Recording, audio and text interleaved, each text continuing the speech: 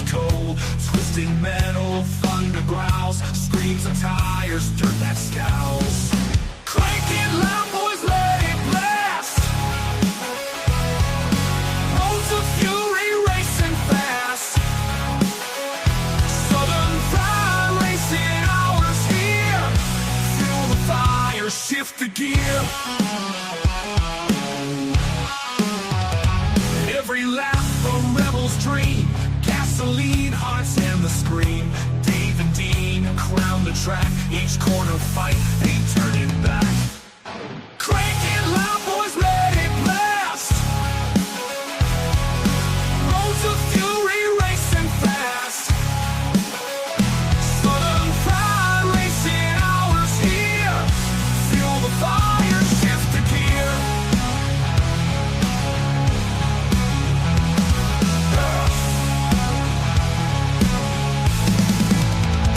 Nights alive, wheels embrace, burn the streets, set the pace. Hours, speed's the creed. Southern fried racing breed.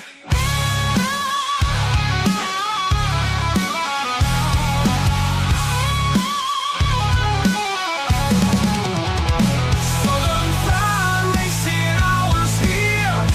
Fuel the fire, shift the gear. Nights alive, wheels embrace, burn the streets, set the pace. Hours, speed's the creed. Southern fried racing breed.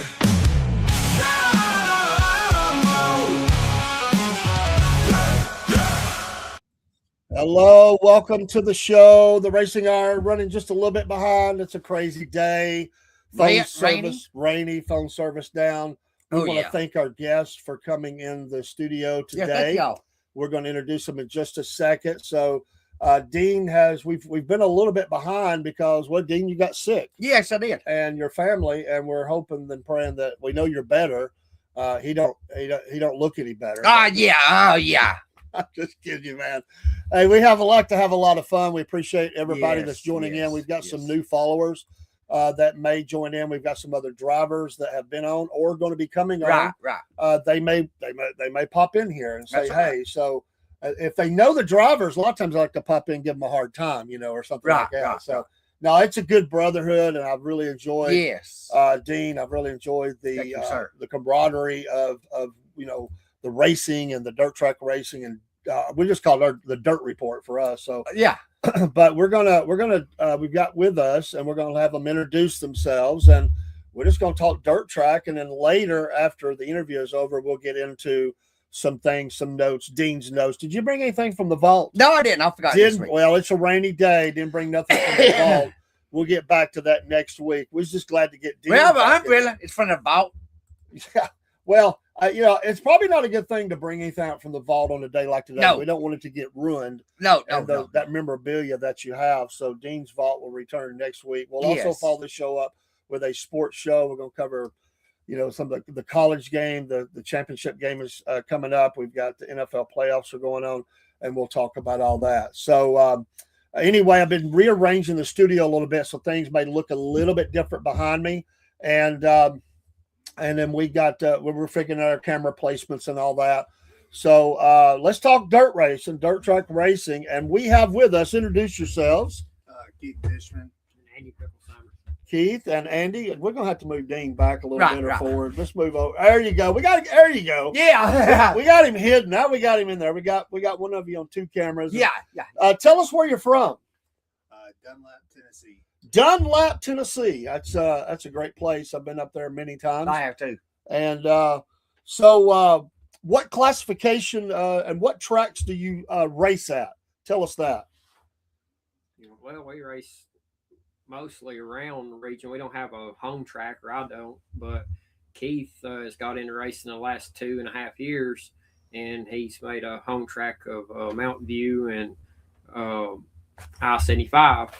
But I traveled most of my career, never really had a home base. Cleveland Speedway would probably be my home track, but it's not with us no more. And then Boyd Speedway was my other home track that I was very blessed, and a lot of us was, that from my house in Oglewall, Tennessee, I can go 15 minutes either direction. I have a racetrack in my backyard, but times are changing and we're dying tracks, and that's probably the only bad things happening in racing right now. So. Yeah, and what we hope to do with this podcast is really encourage people to go back. I had a friend, I don't know if he's watching. He said he stopped me the other day. I think I told you this, Dean. He stopped me. You know him. I'm pretty sure you do at the plant. He stopped me and he said, "Hey, if you're out there, thank you, man." He said, "I want to tell you, I'm really enjoying the dirt track shows." He said, "I used to go." That's what you hear. I used to go all the time. I said, "We got to get back out there, man. We got to go. We got to get the families out there and support these tracks, or we're going to lose more than the boys in the Cleveland." Right. Oh, yeah. So some of the drivers have been on. They race at that I-75, that Mountain View. And Mountain View, I think it's up for sale or something, if I remember. I think they put out, if it's not sold by, was it April? Yeah. So unfortunately, what we're into is land is worth so much more than the what they can make it racing, and they can't hold that against nobody. I mean, if we was in their shoes, we would be in the same situation. But yeah, we still need help in the stands, and we still need younger new blood. But we can't accumulate that and get that if we don't have a place to go to. But that's where our tracks are going. It's just land's worth a lot more than what they can ever profitable from a racetrack. So I think we're going to might lose one, hopefully not. But there's still plenty more. But it's not as easy to get to as what it used to be, because it used to be one on every corner street. Mm-hmm. But now there's not. But there's still hope or a place where we got to get new blood into. And unless we get out and advertise that and encourage people to come, they're not going to ever want to do this by just watching it on TV or reading it on the internet or whatever. It's something they have to witness and oh man, I want to get into this or whatever. Yeah, it's not the same experience. No, it's not the same. When you're at the track and you get covered in dust, even before because like I said, I just started racing mid-season of 23. And that was my wife's doing. She hated drag racing. She said it was too boring. And we were at Spring City just watching the races. And she goes, "Let's get into dirt track racing." And I was like, I know nothing from nothing when it comes to this, because I grew up drag racing, mud bogs, and then it's known as Alltech now, Speedway. But back then it was Ellisville in Florida. It was an asphalt track. And so I would help my dad's best friend. Yeah. But, asphalt setup, dirt track is night and day difference. And so here we are and learning. He kind of took us under his wing like a mama bird. And been teaching us the ways, because like he said, he gave me the same speech 2.5 years ago of we need new blood out there to help keep this along. And started off as just guy I met as I need carburetor work done, and Andy's the best around, and next thing I know, here we are, and we got a little, I guess you could say, a team together. We run a couple different classes, and I teamed up with Keith there because these guys are new blood. Like I said, I keep on saying that, but they didn't know nothing. There's green as grass, and I would want somebody, if I didn't come from a family what was into this sport and couldn't even tell you how we got into this sport. It's been in there since day one. I would want somebody to help me the same as I would help Keith. And they didn't look for nothing, but just help. And I would want somebody to do that for me the same as I've done for him. And what he's done for me is very grateful. And I've got people too that helped me my whole career that I'll just be totally thankful. If I quit today, I couldn't ever say a bad word about them guys. And that's Keith and them. They come to me for asking for advice and for a service, and then it ended up being, "Hey, do you want to drive?" And I was like, "Sure, I don't really want to race no more, but that's fine." But some people wants you to drive, and there's a reason for it. Well, there's no reason for this other than just wanting to have a friendship or meet new people. And I felt like that's the best thing's happened to me in a long time in racing, is meeting Keith and and because it's doing nothing but better than both of us in racing. So that's awesome. Well said. Thank you for all of that. Yeah. And before we're going to get to kind of some background here and a little bit about the tracks and racing, but I think that one of the things that we've been talking about is the NASCAR is so expensive. I mean, if you like NASCAR, you can take a family of 4 or 5 or 6 out to a dirt track, and you could get them in for what it's going to cost you for one ticket at most of these NASCAR tracks. And, there's, big and a lot of people there for most part, thousands upon thousands. This is more family. I mean, you're able to, they can walk up and shake your hand. They can get your autograph. One of the guys said, I think he said at Mountain View, he loves it. I think that was Scott Smith said he loves Mountain View because you can walk right up. Everybody can walk down into the victory lane and all that. So it's just a great venue, and we can't lose that. We just can't lose it. No, some of these tracks have been doing, I know 75, Mountain View was doing it for a little bit last season too.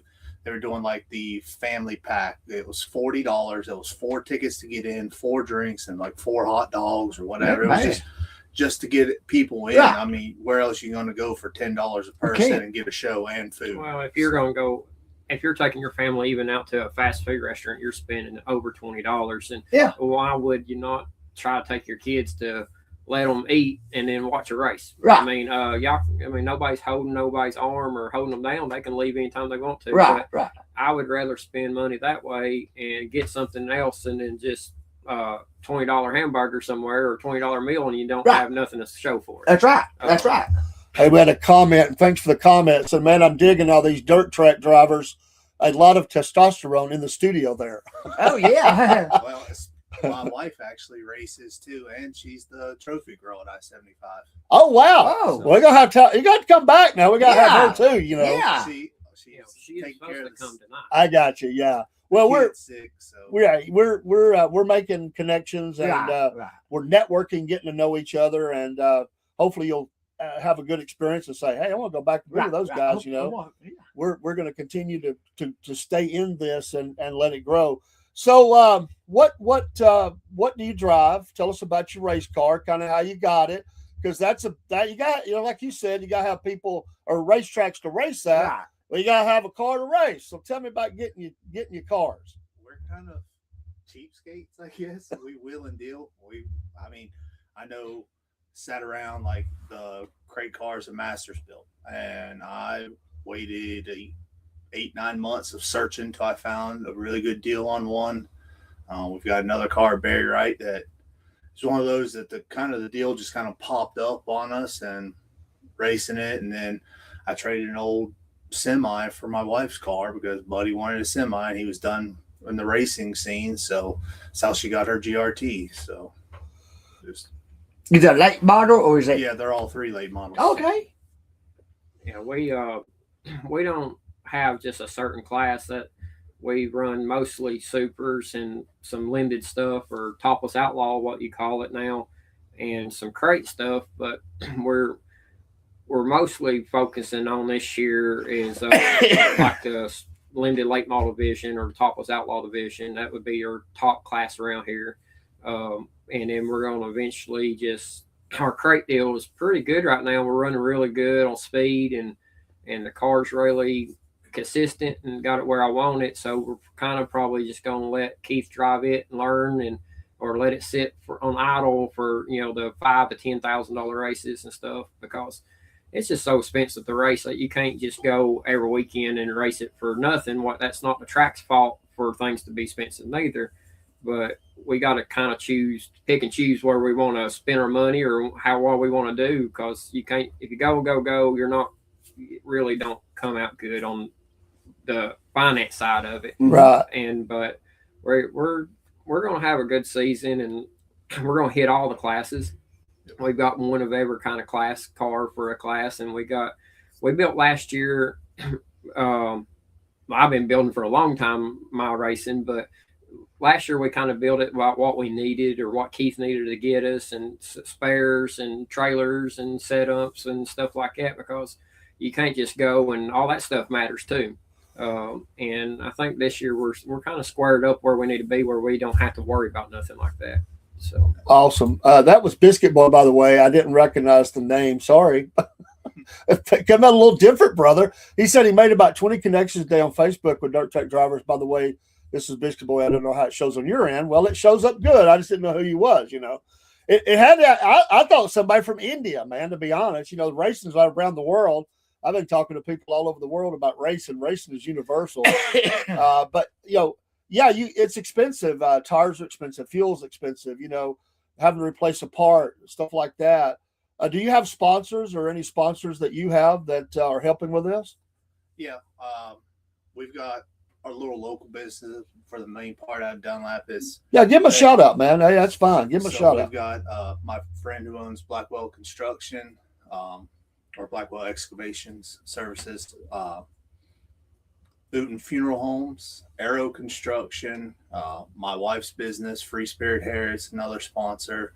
We got Rick with Hyma. Yeah, Rick Home Rose Painting, and he's out of Chattanooga, and he's been with me for 14 plus years now racing. Wow. And if it wasn't for that guy right there, a lot of people, I got a lot to thank, but that guy right there took me in where I could travel and win bigger and better racing, where I wasn't going to ever be able to do that on my own, or my family couldn't, you know. But Rick, he's more than a sponsor. He's my partner in racing, and now he's our partner. We're kind of putting all of our eggs in one basket, and because it just makes more sense doing that. But like he's not necessarily a sponsor. He's a partner and a owner in this deal too. But he's my biggest sponsor. I mean, there ain't nobody else other than Performance Race Engines. They do all our engines, and but that's more like family too. So yeah, it's pretty much like all of our sponsors are.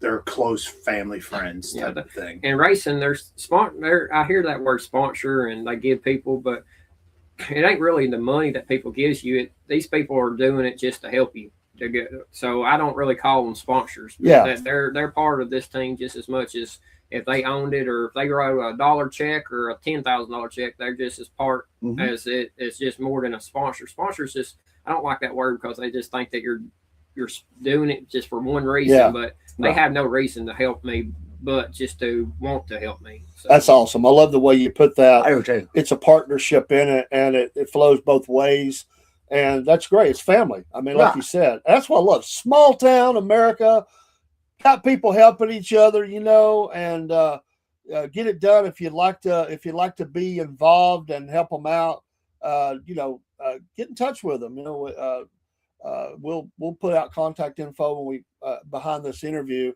and you know, put your name out there, give them some help. I mean, I know some of the drivers, they say, help us get in the gate. That entry fee, help us maybe buy some fuel or maybe a tire or something. You know, I don't know, you know, because you're always going to need stuff, right? We do, and that's where we try to save some monies with fuel. Like our crate car, we can run it off a pump E85 as long as it's testing good.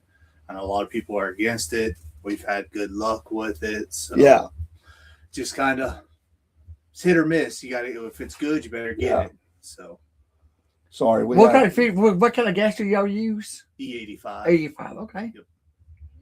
So. Oh boy, how much is that a gallon right now?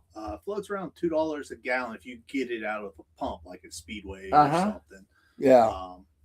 Was about $400 a drum if you buy it. Yeah, our late model fuels anywhere from $450 to $650 a drum. Yep.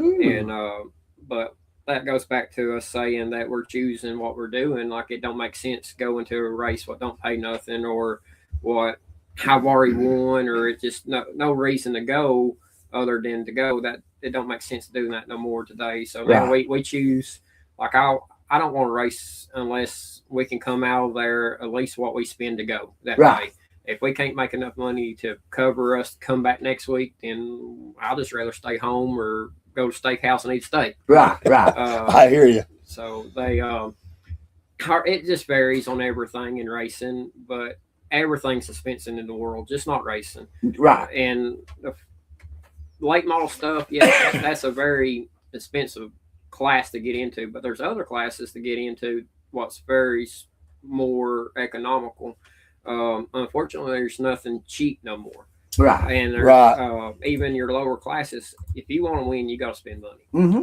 And somebody's going to spend money to win. And I feel like a lot of people think that's why our racings went downhill because of cost of stuff. That's not it. It went downhill because our younger generation they're not into it. Right. They're not into it, and I think that two ways. I think they're not into it because nobody's took them to get into it, or they go and they show up and they don't realize, like Keith, he didn't know nothing about this racing. He could simply went one more year racing and had bad luck because he didn't know what to do, and he just get out one day and say, "I'm trading it for a boat." Well, there's nobody out helping people get into racing, right? And the money's scaring them, but it's more like there's no entry level. Yeah, one thing we do that's kind of different is I will take the cars to. We have once a month in our hometown. There's a classic car show and parades and stuff like that, and I'll take the cars to the parades just to put them out there, and then we do a hot rod Halloween trunk or treat. And the kids love it. Oh, man.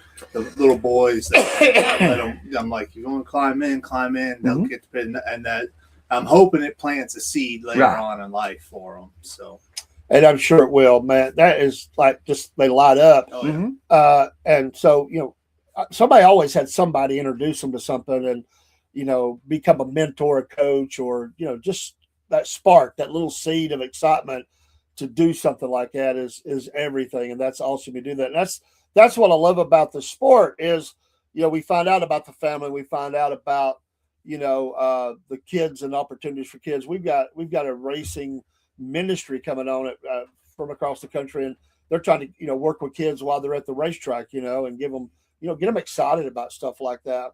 What is your favorite track to race at? I mean, if you had to just pick one, taking all things into account, where's your favorite place, if you have one that you like to race? You say that's kind of like the home track. That's the one I just love to go to. For me, it's 75. As Andy says, you could drive a pickup truck around that track, and it's just because I'm new and it's long straightaways, wide turns. Most of the time, I don't have a whole lot of damage done. And don't get me wrong, I love Mountain View. I spent my first half of the very first year, we would not go nowhere but Mountain View. It's just so small sometimes. I still love the track and the Hamptons that own it. They are awesome people, especially Miss Susan and stuff, but it's just there's not enough room. So if there is a wreck, I got to where it was not cost effective for me to keep going there, especially like you rip a bumper off, that's $200, and hopefully your nose piece is still decent to put back on. It's just nothing against them. It's just for me, it's easier to drive 75. Yeah, it's a lot more speed, but I prefer that track. He's got different choices. Yeah. Unfortunately, the best tracks my favorite tracks are shut down, but they still was tracks that I went to. I've been to over 120 something tracks in my life. Wow. No, maybe not raced at every one of them. I raced a bunch of them multiple times, but I was very fortunate to travel with people.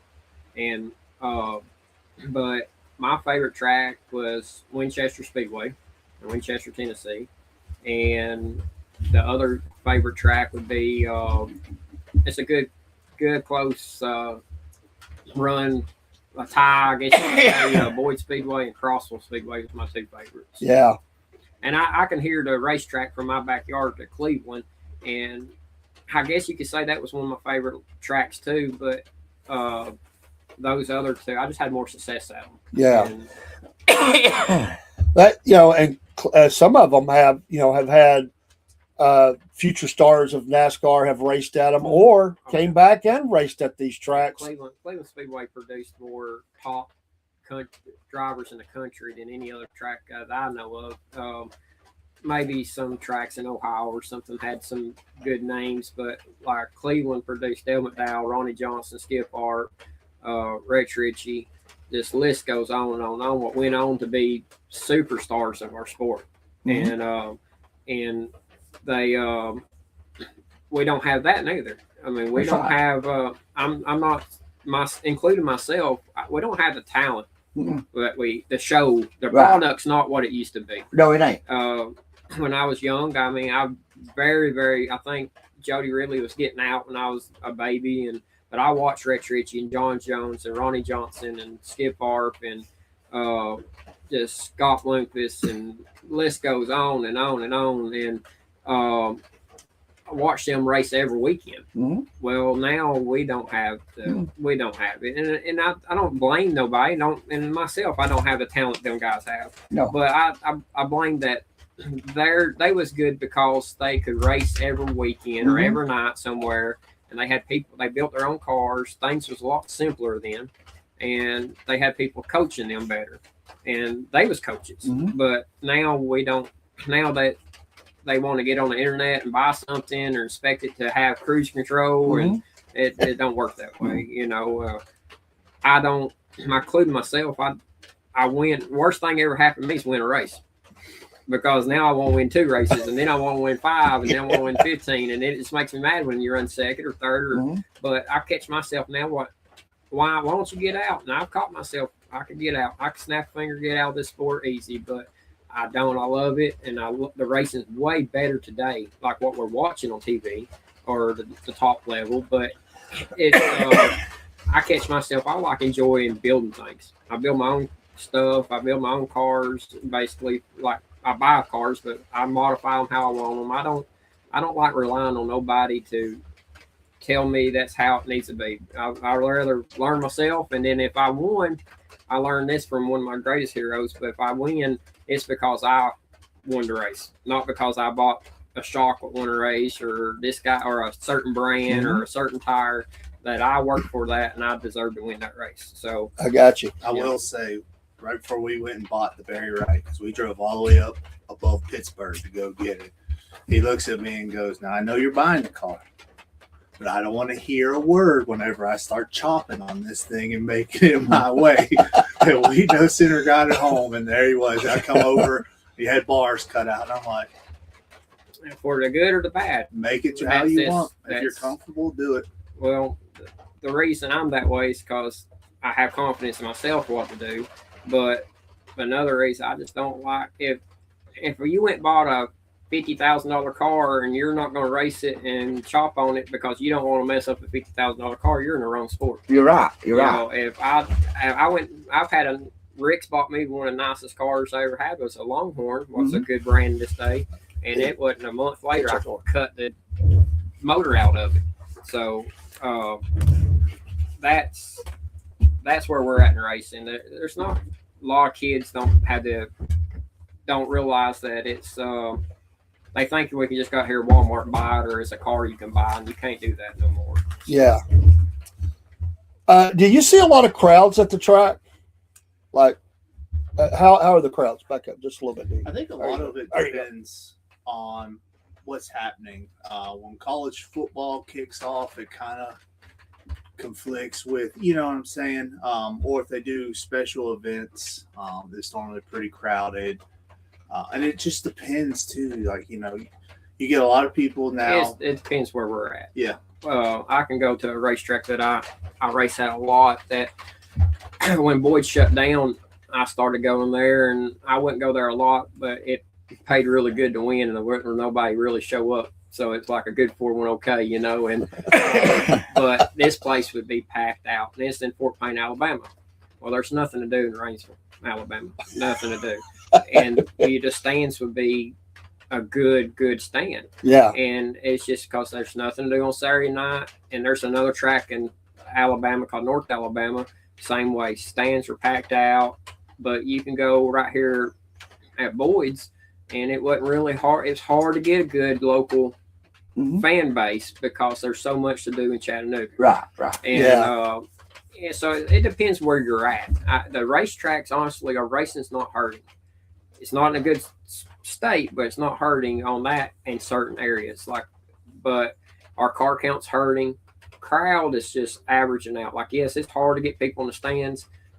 But I think it's more where you're at. Right. What makes it like like North Georgia. Every time we go down there to race, there's North Georgia. Packed. Yeah, North Georgia don't have a good stands, but you don't realize them they got a fence parking at North Georgia, and it's $20 a car. Don't hold it to me on pricing, but they come in, they're sitting in tailgates against the fence.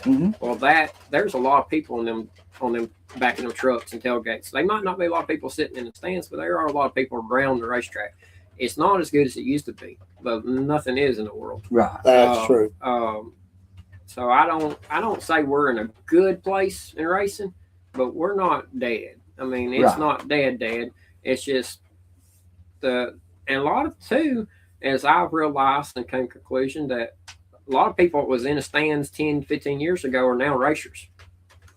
That they come and they sit and they watch the races. Well, no, they didn't sit long. They went and bought them a hobby car. They got so you lose some of them, they become racers. Now there's nobody to take their place to watch the races. That's a great point. I never thought about that, but yeah. So, I want to say, Daryl, hello to you. Thank you for dropping in. Don't know if you ever went to dirt tracks, my friend, but we got to get people back out to these tracks. NC Native is a friend of the show. He always has a quib. He says if CarMax goes under, the teams may get a lot more cars to choose from in the near future. So be some more selections there. So some of the tracks, like for me right now, I'm having to work some Saturdays.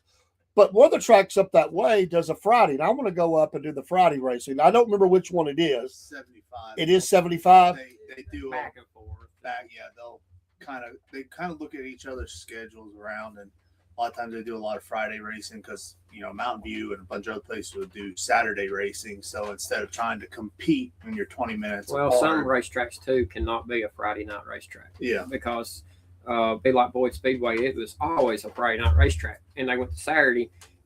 I don't know if that really helped them or hurt them, but when that high school football starts, it's hard to get them grandpas and them people in the stands to watch them friends and stuff, and that Friday night really hurts dirt track racing in my opinion, but there's some places can do it and some places that don't. And I like to race Friday, Saturday, and Sunday, but we used to be able to do that. One season I raced 60 something times right here in my backyard. I would go across on Friday night and Boyd's, Cleveland, Winchester on Saturday night, and then once a month or maybe every other month they would have a big race at Rome, Georgia on Sunday. And you used to be able to race every night, but now it's just the tracks are going down and the scheduling is changing so much that their schedule is not near as long as they used to be. Plus they got the curfews too that hurts the tracks. Curfews has come into effect. Boyd's had a curfew and they always had some kind of curfew, but man, them racetracks been there since the 50s or whatever, and I don't think that stuff's not shutting these tracks down. The internet's not shutting the tracks down. The people not showing up's not shutting it down. The racers are not shutting it down. It's just land is worth more than what you can ever imagine. Yeah. So, and that's what's shutting it down, and you can't really blame them. It'd be nice if some of these people would take the money they get and invest it back in and build new tracks. But then the states are getting involved in, and states are not letting nobody build new tracks. So it's getting harder. Really? So yeah. Is it environmental? Is it the noise? What is that? Well, yeah, environmental, and I guess permits and safety and stuff. I just know that if tracks don't race and they're grandfathered in on their fences and stuff like that, if they don't keep racing and they have to get that up to code, you're talking about a lot of money. And I think that's a lot of it. I don't know. I've never looked into it, but in my lifetime, I've only remembered one, maybe two racetracks ever being built in the South, that in my area. Mm-hmm. Yeah. So, and maybe one of them racetracks, they might have been a track there before, and it just opened back up. Right. So kind of like Golden Mountain just did. Yeah. Golden Mountain. I went to races there back when it not first opened, but through early 2000s, and then it shut down for a long time and opened back up. There's still a lot of tracks out there. Where's that one at? I've not heard of that Sparta. one. Florida? Okay. Sparta, Tennessee. Oh, Sparta. I'm sorry. Yep. I've been up to Sparta a lot. I didn't know that. I used to go way back in the day working with cars and stuff and kind of the used cars business and stuff. I used to go up there a lot. But Daryl said he sure did. He said good friends with Sonny Callahan and Steve Anderson 70s and 80s. So going back away, we're older, so we're probably about the same age. Right. NC Native, you're crazy. Do most tracks use local dirt, or do they import it from somewhere? That's a good question. Never thought about it. I guess they just dig right where they're at, but maybe they have to import some.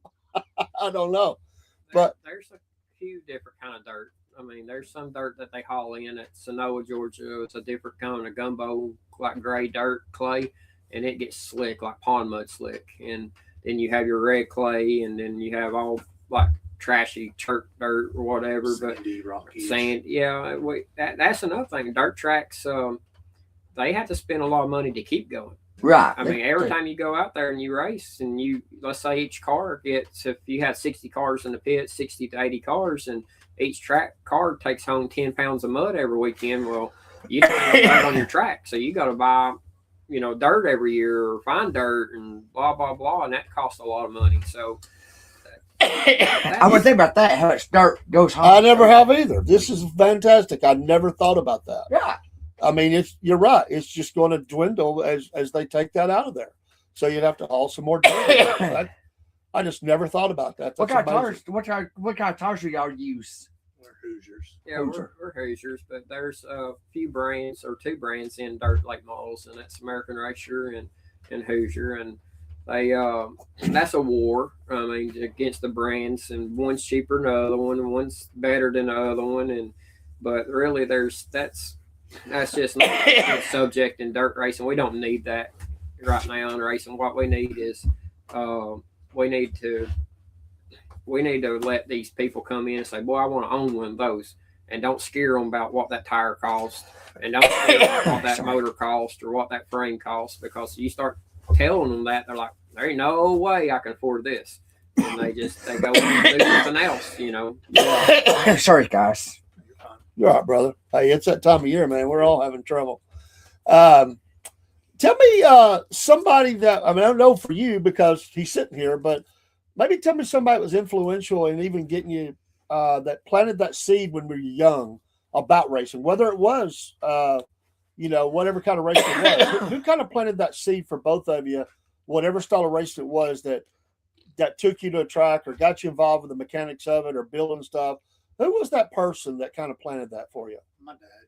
Your dad? Like I said, we grew up, his brothers and everything, everybody did drag racing, mud track, like mud bogs, like, your mud truck drag racing, or circle asphalt racing, because where we were from, because I'm originally from Florida, North Florida there. Okay. There was no dirt tracks back then. It was asphalt around there. And that's just, like I said, and then I had some buddies when I left for the Army. They were out of South Florida, and they were big dirt track racers. That's why I would go watch. And then whenever I would come over here, because I had family that always lived here and stuff, we'd always come to a local show and watch, or if we weren't drag racing, so. Yeah. Lord, my dad, because he took me, but I do this for a living. I work at Stealth Racing Carburetors, and we do carburetors for everybody in the country. Not every one of them, but quite a bit. And I've been lucky enough to run with a bunch of good people. But I guess my dad's always had people drive for him, and then his best friend, Chuck Smith, and they had cars together and had some top. Ronnie Johnson drove for him one time, and just a lot of names, big names. And I think that the person that helped me the most is, I don't like to single out one of them. Yeah, there's so many of them, but Ronnie Johnson taught me about everything I know about racing, not driving. Not one person's taught me to drive, because I don't do that very well, but they've taught me about how to prepare myself to get to the races. It's not just going out there and going circles. There's a lot more to it. You're never ready. You're never ready. You got to work on this stuff every night, every day. And I say he's probably the biggest teacher. But setups and mechanical side of it, I guess it would be just self-taught with learning from everybody I've been with.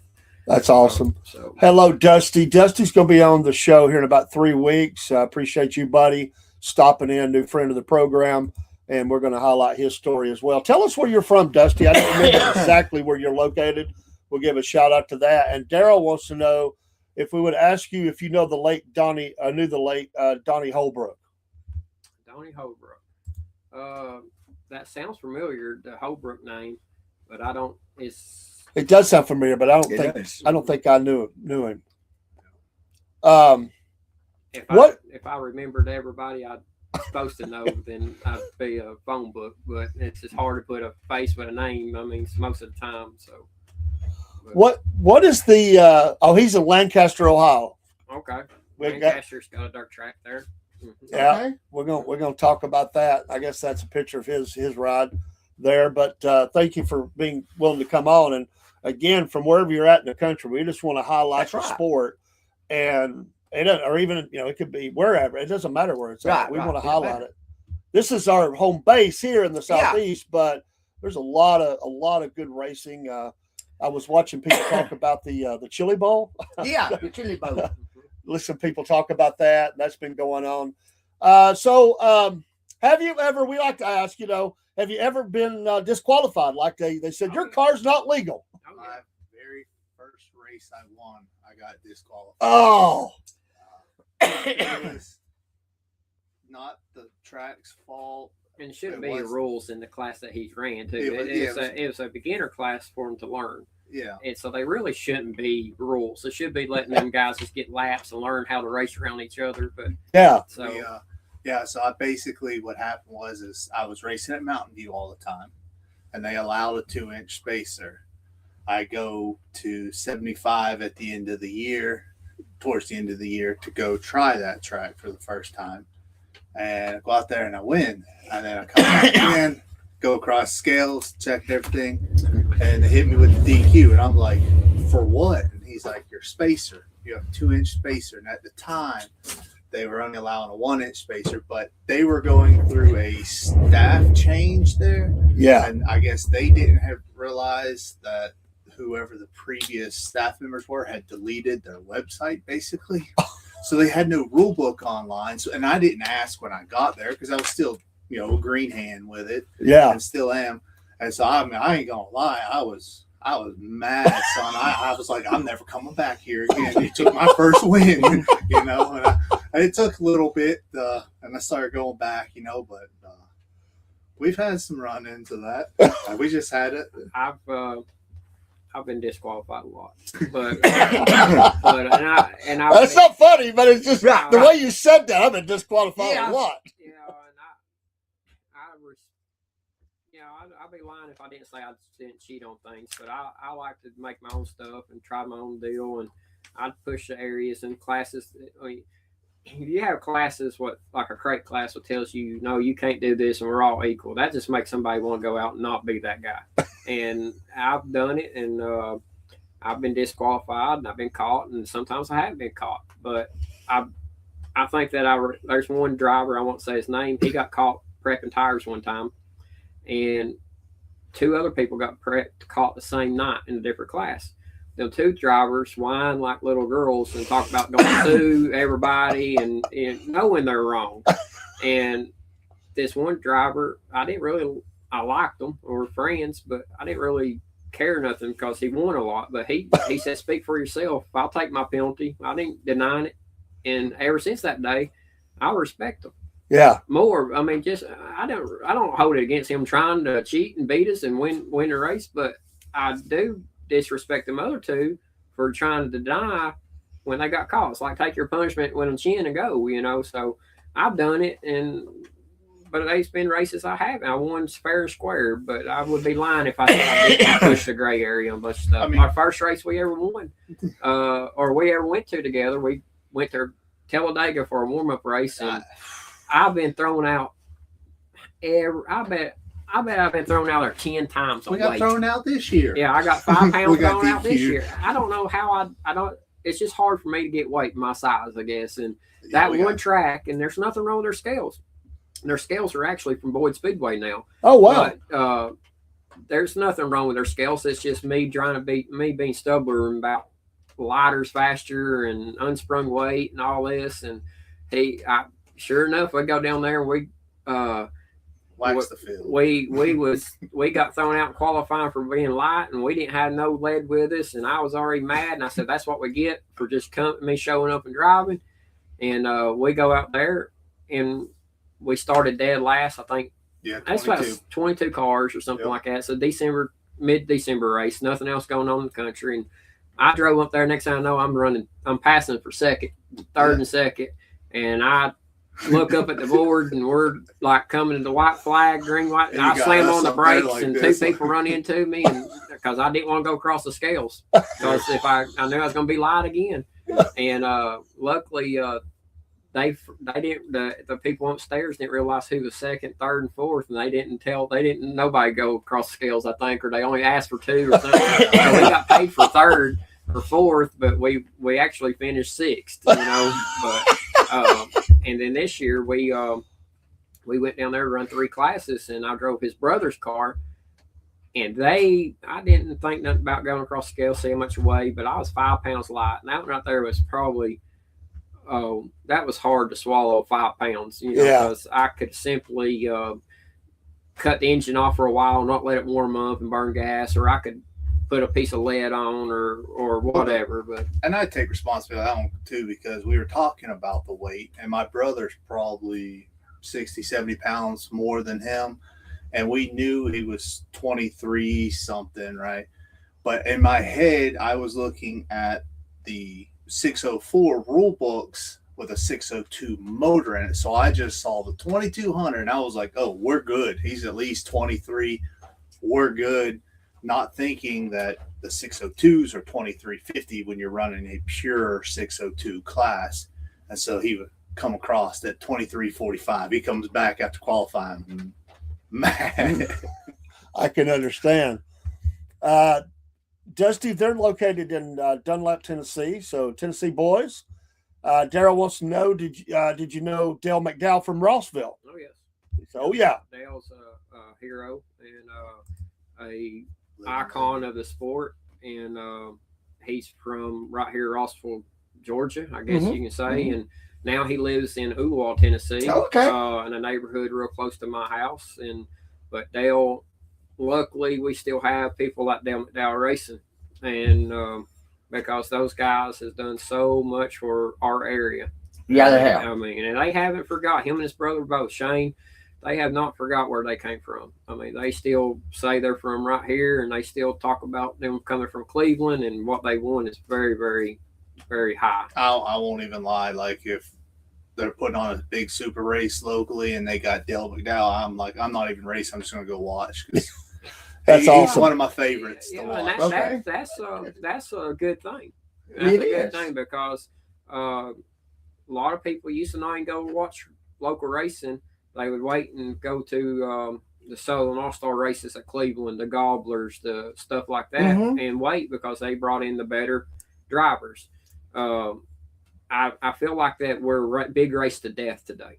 Because now it's a big race everywhere you turn around, so it takes the prestige off them other ones.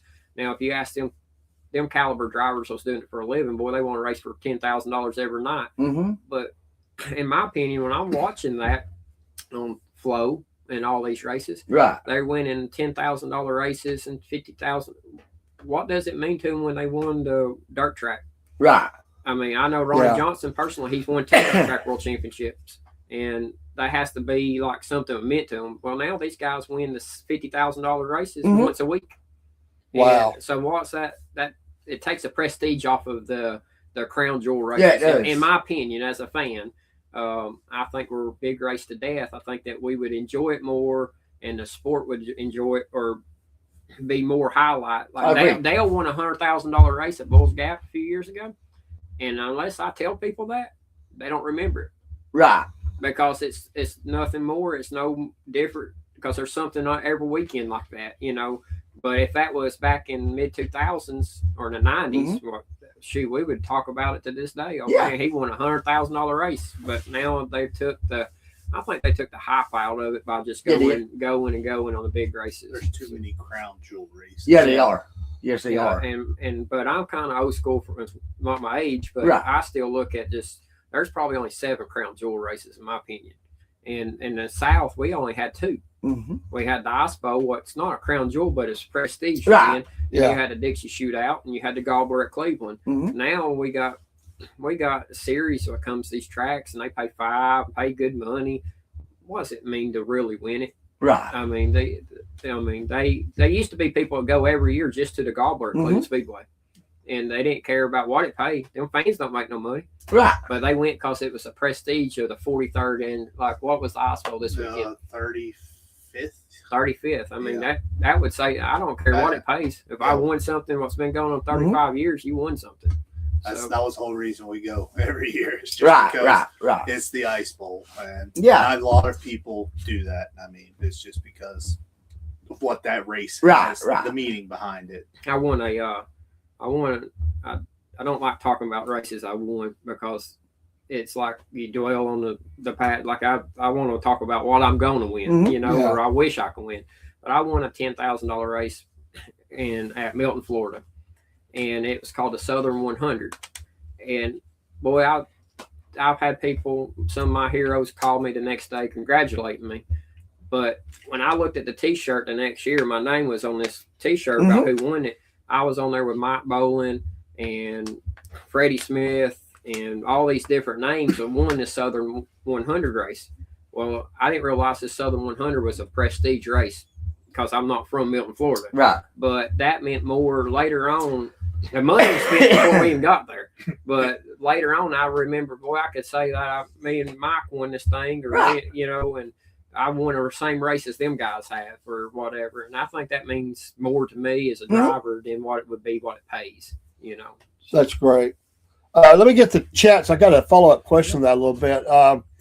NC Native says, what's the best stock engine found in common car brand model produced within the last 15 years or so that is best suited for being converted to a race engine? It's a good question. They've got Chevrolet's got the crate class is a CT 604 is the part number, but it's a 350 aluminum heads, and they're sealed up with no tampered tags, and they make around, after you can blueprint them and do to specs what they tell you, but they make around 440 to 450 horsepower. And there's a CT 525, what's the LS base model, what's cool packed, and they're tamper seals in them or whatever you want to call them. There's nothing untampered in this world, but those are really good engines to get in any kind of motorsports because they don't turn to RPM, and anything can blow up, but they'll go 100,000 miles. It seems like they're just really good, reliable engines, but they're not. You could tell a difference. You're not going to tell it on a stopwatch because they go through the corners, not spinning like a super motor will.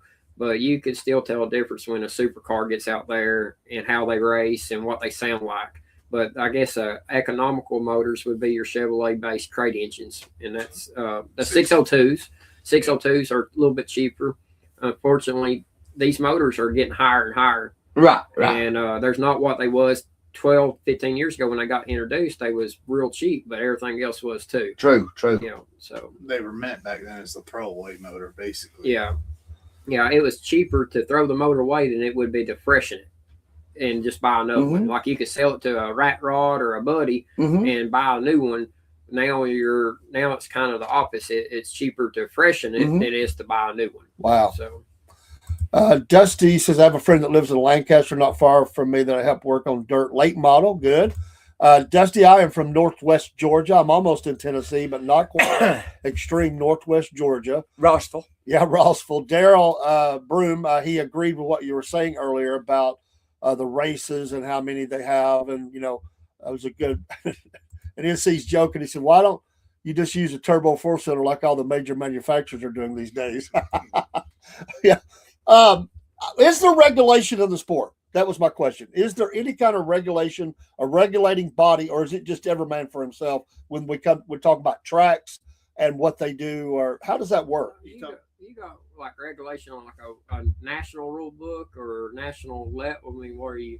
We got. I guess it's World Racing Group is what we base all of our rules off of, bodies and rule packages, but no, they're every one of them's different. Like you got some series allow you to run 4 tires and 4 different brands or 4 different compounds, and some allow you to run 2, and that it varies where you're at. Up north, the tires, what races down here, don't race up there because they would wear out faster or they wouldn't never come in. But no, we go off of what I guess you can call World Racing Group, what's dirt car, and World Outlaws or whatever, and then it branches off and it changes where you're at. But the our area, we're getting into a series or a what's Topless Outlaw, and it's steel block 23-degree aluminum heads, and that's just something that we're getting into our area, and our car count's showing that. Like we're a race, one of those races will have 35 to 40 cars. When you have a super late model race, what pays more money, well, I only have 20-something cars because the motors are more expensive, and that's not what they run weekly. So the weekly stuff around here is based off of a Topless Outlaw spec engine, like a limited late model engine. Yeah, and Scott Pass, he's the one who runs the Topless Outlaws. He's trying to keep up with the times with making LS engines available to use, because before, unless you had a CT 525, you ran supers and was basically it with it. Right now, he's saying you can get a 4.3 or a 4.8 or 5.3 or a 6.0, and you can build a motor with that now instead of the old Chevys. What's the engines is not really the problem about where you're on the rules, because you gotta have an engine, no matter what. If you got to buy an engine, you got to spend money to get an engine.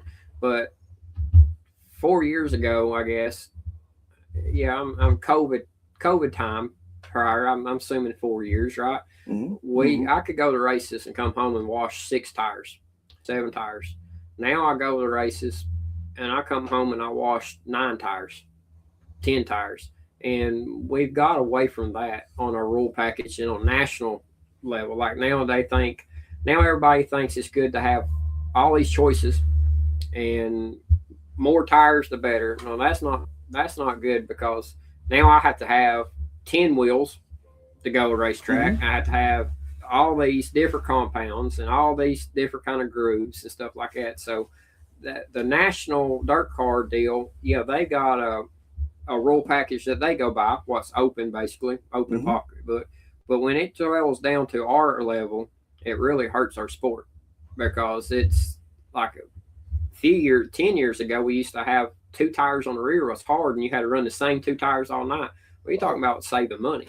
Yeah. I mean, it really, now I don't see, like I keep on talking about, when they get new people in racing, well, who in the world would want to come and watch and see all these tires they have to buy?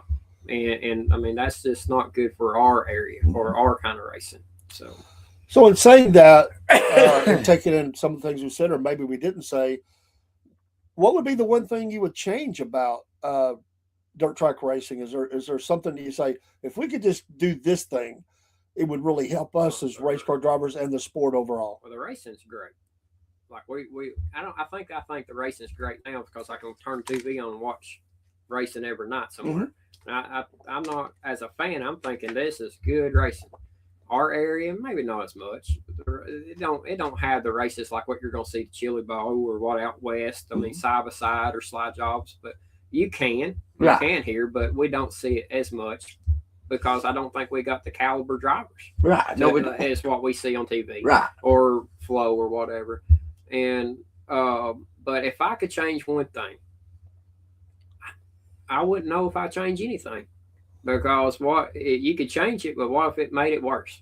Yeah, true. I mean, it's a dying sport, unfortunately. Yeah, but it's not dead. Right. And I think we're just turning our cheek to it.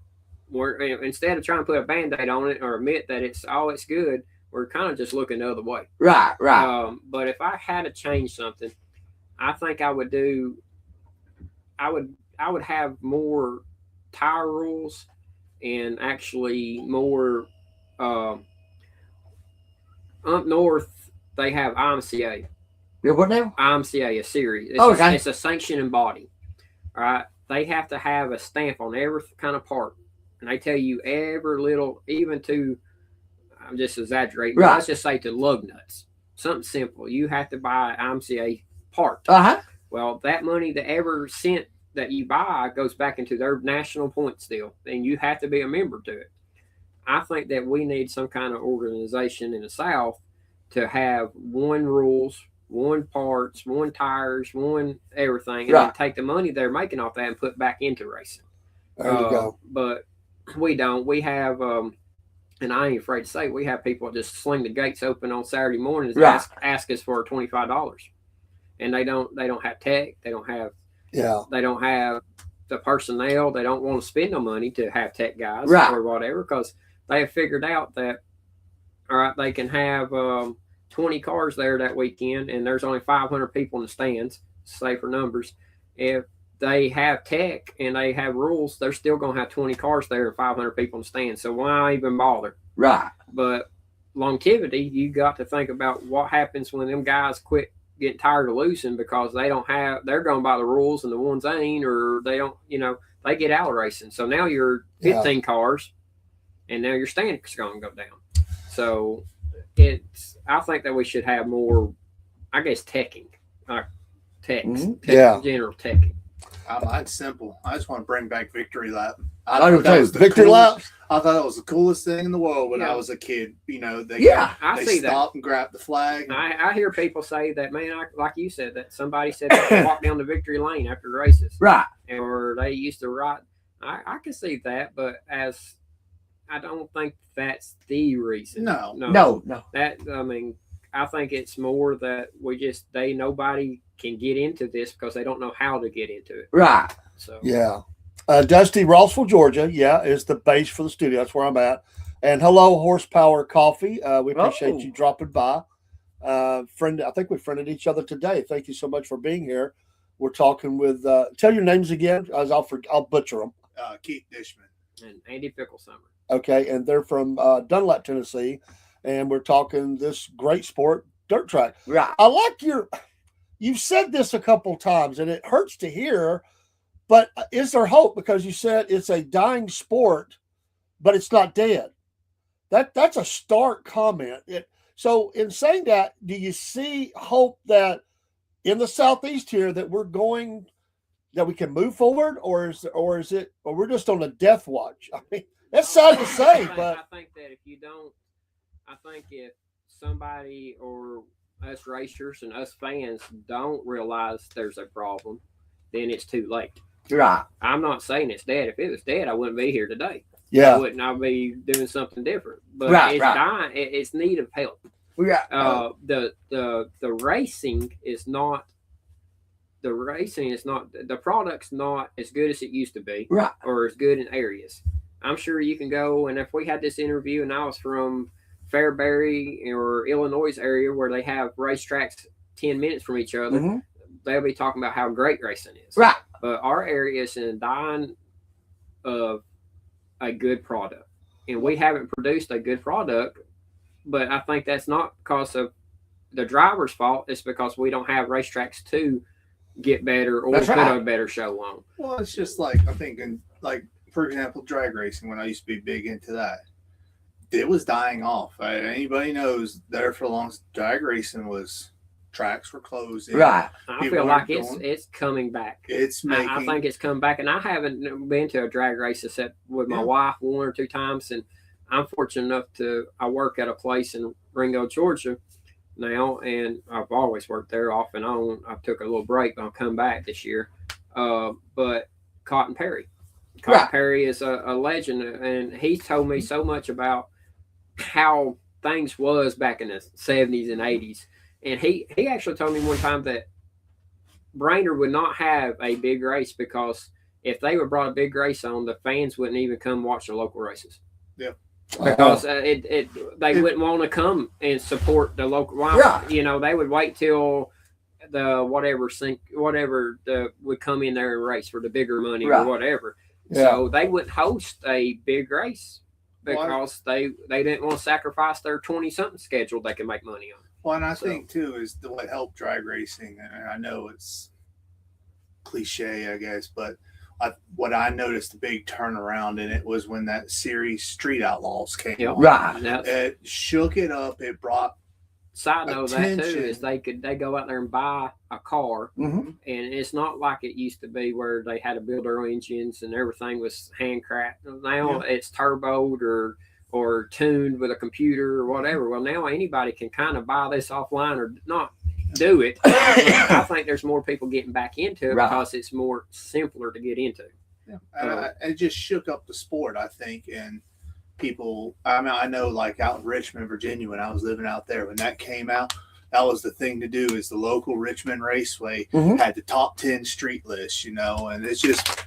I think something's eventually going to shake the tree, and it's going to stir the pot, and it's going to bring the excitement of the crowd back. You know what I mean? Like, I feel like another thing.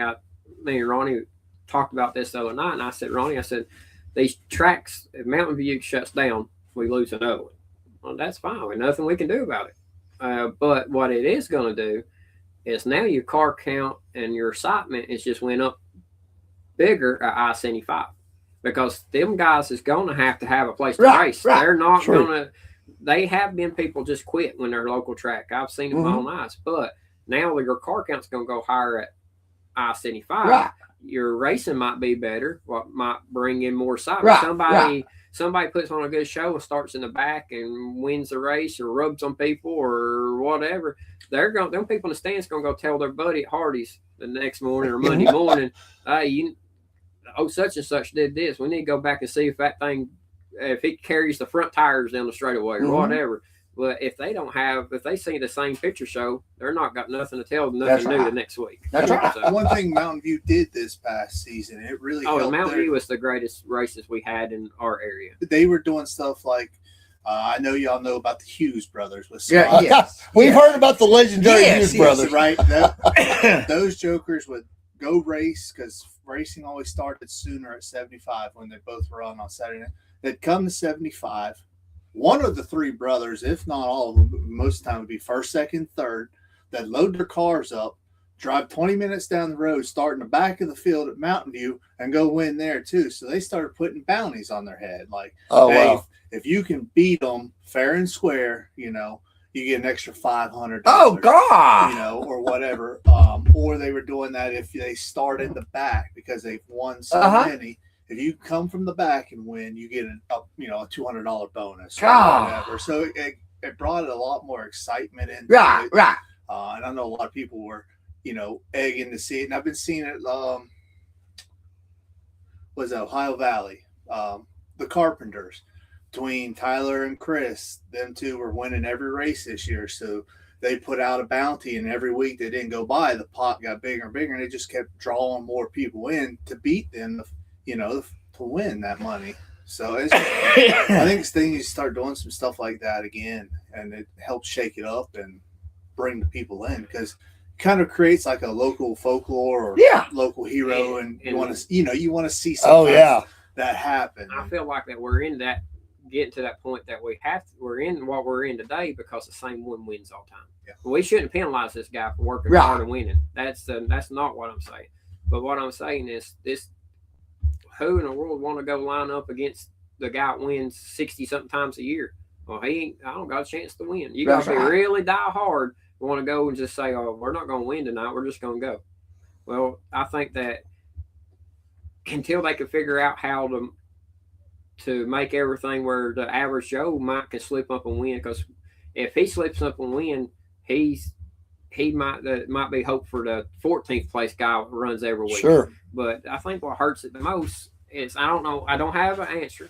I don't think most people do, and the ones that do think they have the answer they're probably biased on the question or the subject. But how I think we got the same guy winning. But how do you penalize a guy for being fast? That's right. You don't need to. Yeah. But I think it hurts the sport. Mm-hmm. It hurts your area. It hurts the people getting into racing. If one guy wins all the time. What's your car numbers? I'm car one. Car one. Mm-hmm. One as well. We pretty much try to keep them. Okay. The same. And no, his car number's 3. 3 Earnhardt. And he's 3-digit numbers. People is confused which one they didn't want to choose. See, I didn't have a number passed down to me. And when we first got into it, I I got the car, and it was because our very first car that me and my brother raced together. We were taking turns. When I say we didn't know what we were doing, when we were done at the 4 months of racing we did, the right front tire wouldn't even sit on the ground anymore, is how twisted up it was. And so that's when I finally had found that Masterbuilt, and it was pretty, had a brand new body on it and everything. And my wife is that one song, it's like 369, damn, that's fine, or something like that. She was like, that's your car number. And so it's kind of how that stuck. But I told her ever since then, it's kind of been like a curse. We've had like a monkey on our back. So I'm taking it. We're going to one, and we're just leaving it on all the cars across the board. I told them that we could swap numbers. I have no problem swapping numbers, but I've always been one, and one's kind of a brand of me, or a brand of what I've done. And how the reason I'm one is because my dad had 3 cars all my life, and then his best friend or great friend and him kind of teamed up, and we just raced with Chuck, and there's always a stealth 1 car, and I just took that number, and that was my number. And then I helped a great friend of mine who lives in Riley Hickman, and he was always R1.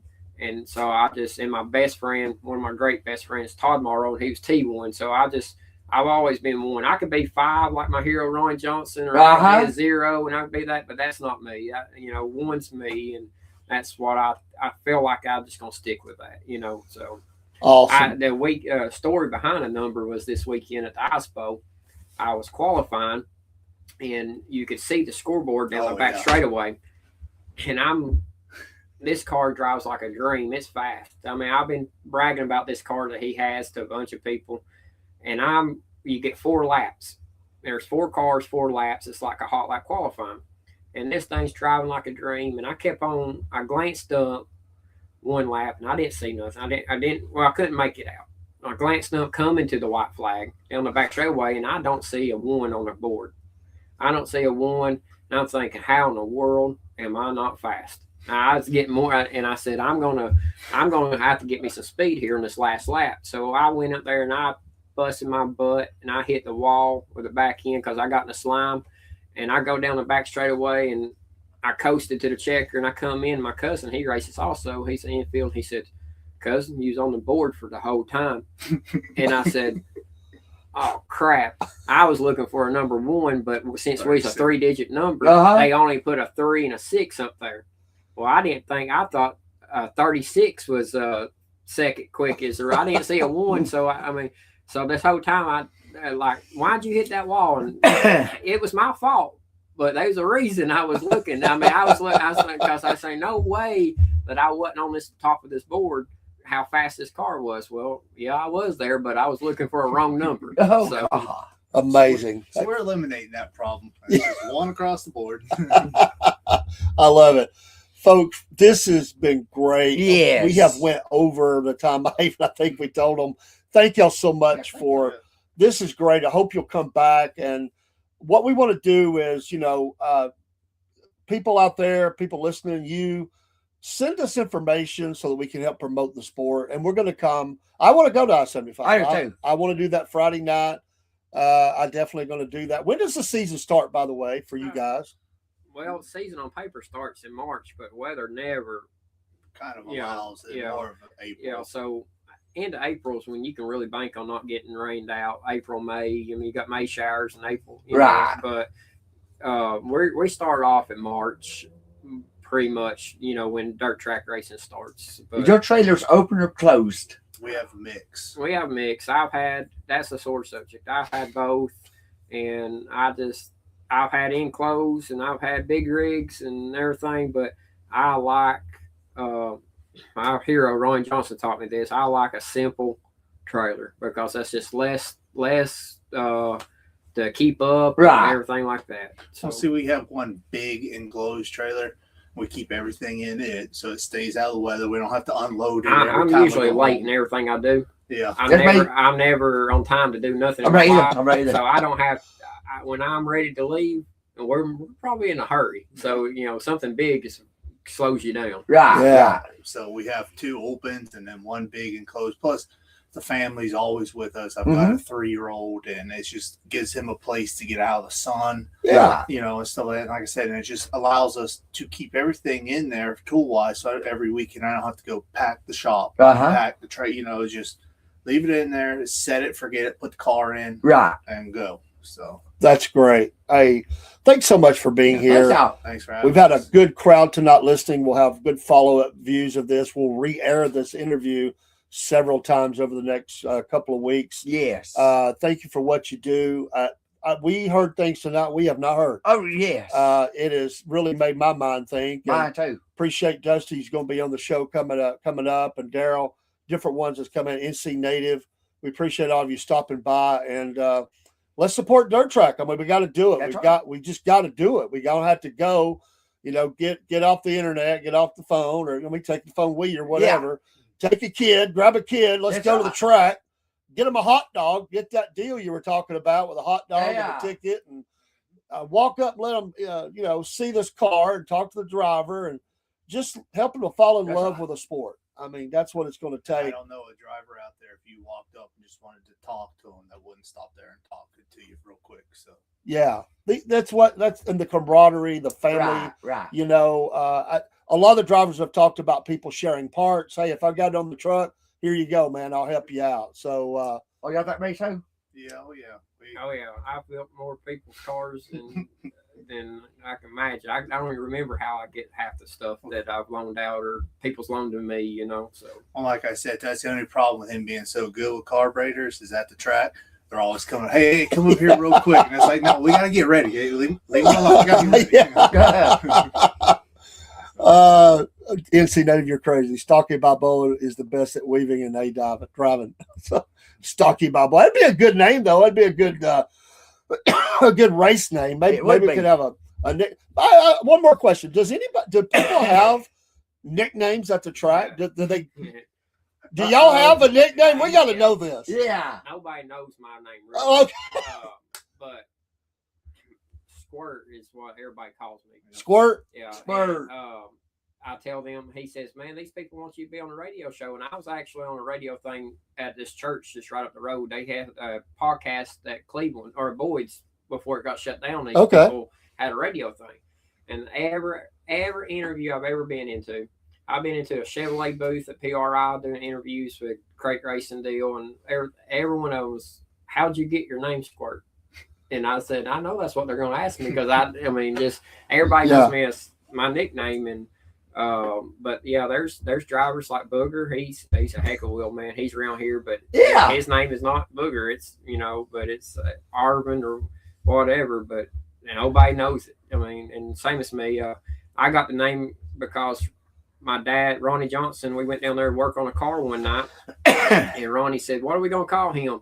And Dad just said, "We'll just call him Squirt." Well, Ronnie went around the pits when I was a kid, and he would just say Squirt. Everybody just started calling me Squirt, and that's what my name was, or man, whatever. that's great. That's cool. What's your nickname? I don't really have one. Oh, we're gonna have to get him a nickname. Yeah, he'll make one. It'll happen. Long enough to make one. Most of the time, my wife will always say, "That's my ogre over there." But that's about it, So. I love it. Yeah. I love it. Y'all been great. Thanks so much. Thank y'all. We're gonna have you back. We'll go with and thank y'all. We will be back with a little more racing and sports and all that. We're gonna take a little bit of a music, let these guys get out of here and make their way back on a rainy night up in Tennessee. Thank you for giving us a little extra time. We wasn't trying to do that. It just was such a great conversation, and I can't say thanks enough. So we'll just put on some music. We'll take down the cameras, and y'all stay around. We're not going to close the live feed. We're just going to take a little bit of a break and say bye, and we'll be right back.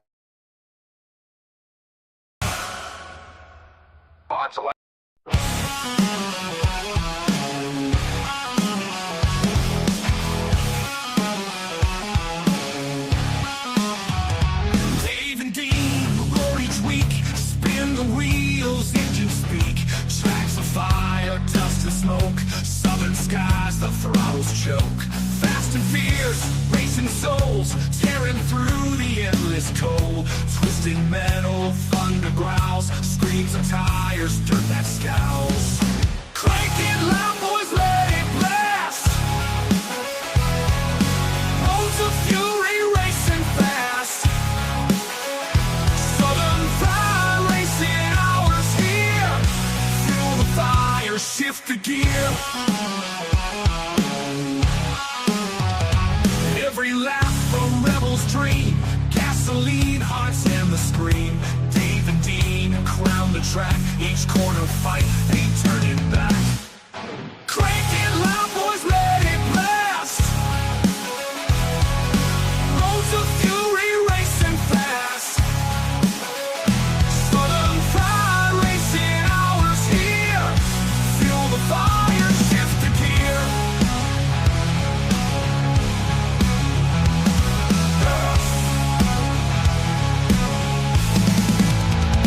Nights alive, wheels embrace, burn the streets, set the pace. Hours, speed's the creed. Southern Fried racing breed.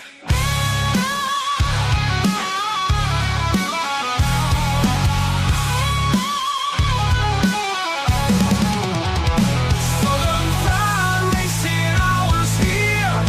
Fuel the fire, shift the gear. Nights alive, wheels embrace, burn the streets, set the pace. Hours, speed's the creed. Southern Fried racing breed.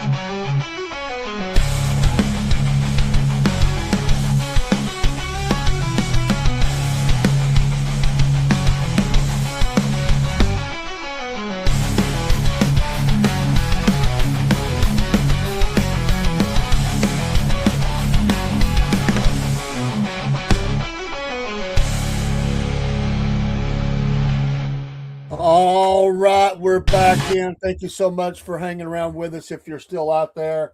What a great time, Dean. I really enjoyed the interview. My screen went crazy, and we'll pull this back up. But y'all pray for them as they venture back home. It is a nasty night in North Georgia with the rain, just enough to make it slippery. Oh, but hey, they're race car drivers. Yeah. But then again, they might have the pedal to the metal. You know, I don't know.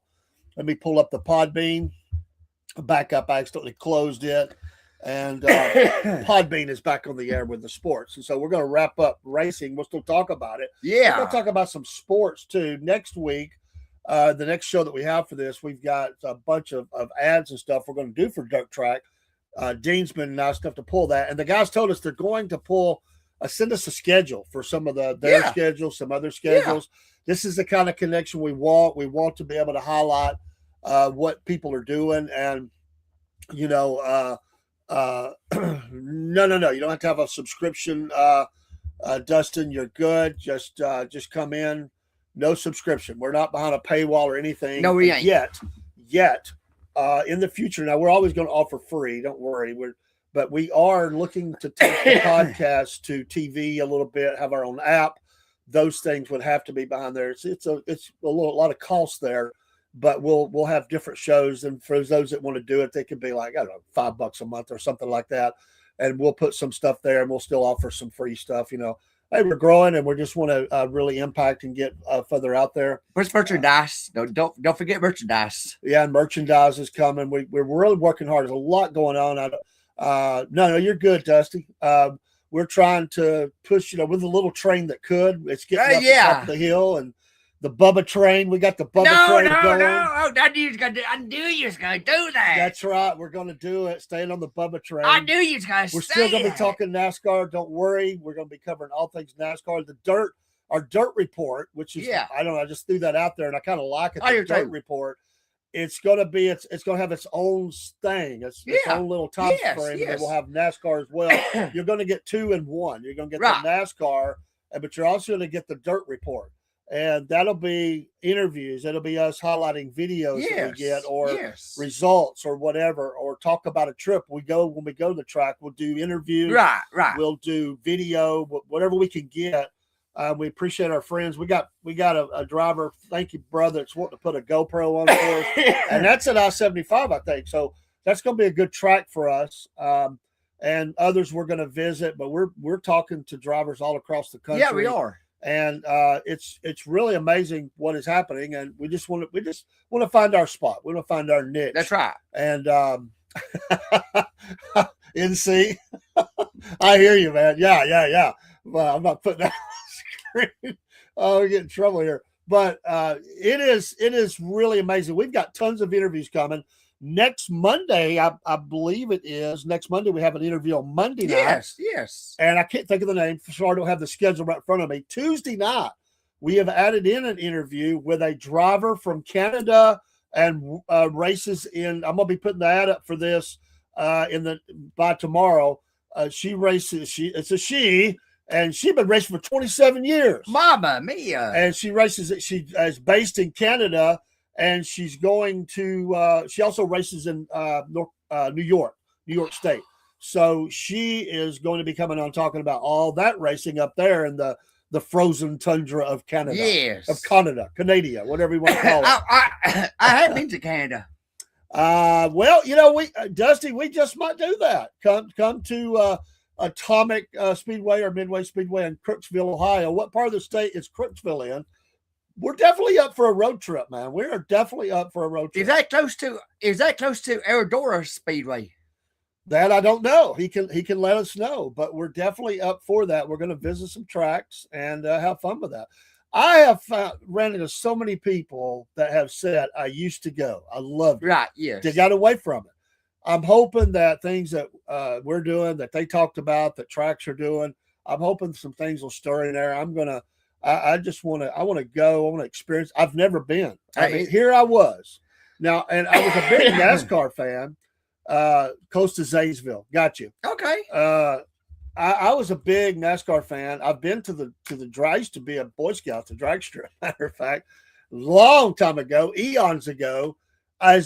Shame on me. As much as I could hear Boyd's from my house. Yeah. I never went. I went by it before, but I never went in. And now that's not there, I feel real bad about that. It wasn't that I was intentional, just didn't do it. I've been to Boyd's. I've been to Cleveland. Yeah, I've been to North Georgia. Cleveland's not there. Legendary track. Right, yes. But on the flip side of that, there are 2 tracks that have opened up this year, or maybe it was into last year.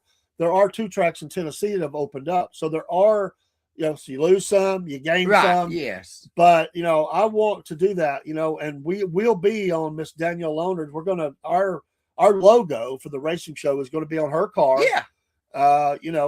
We ask about that. They're going to be going to paint here in about a month and a half or a month or whatever it is, probably about a month.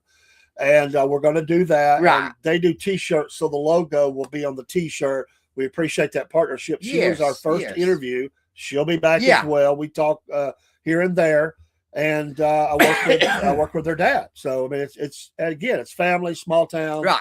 Great stuff. Daryl, I don't know if you're still out there, brother, but hearing about you being involved like that. And anytime, like I said, anytime he'll come on and talk racing, Jesus and racing, you need them both.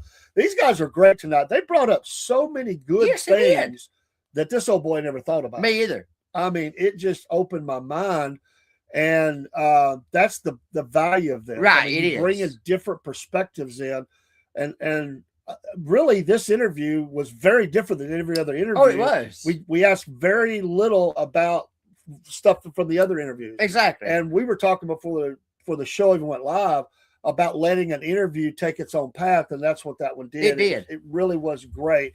And I never run people over, but it was like, man, we're just having fun, you know? Yeah. And so hopefully they'll want to come back. I believe they will. They're just awesome people, and didn't know the wife race. I'm finding that out too, that there's a lot of husband wives who's raised together. I know it. And I want to get see about that. Dusty says Muskogum County Speedway is in Dresden, Ohio, where the Moran family lives. Moran family. Okay, so we're learning about Ohio tonight too. So, hey, Dusty, how close is it to Eldora Speedway?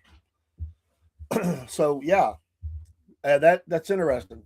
And there's a lot. I mean, there is tons of programming on. I watched 2 other networks today and watching interviews with them that they were doing, and that's what it's all about. Just really working with people.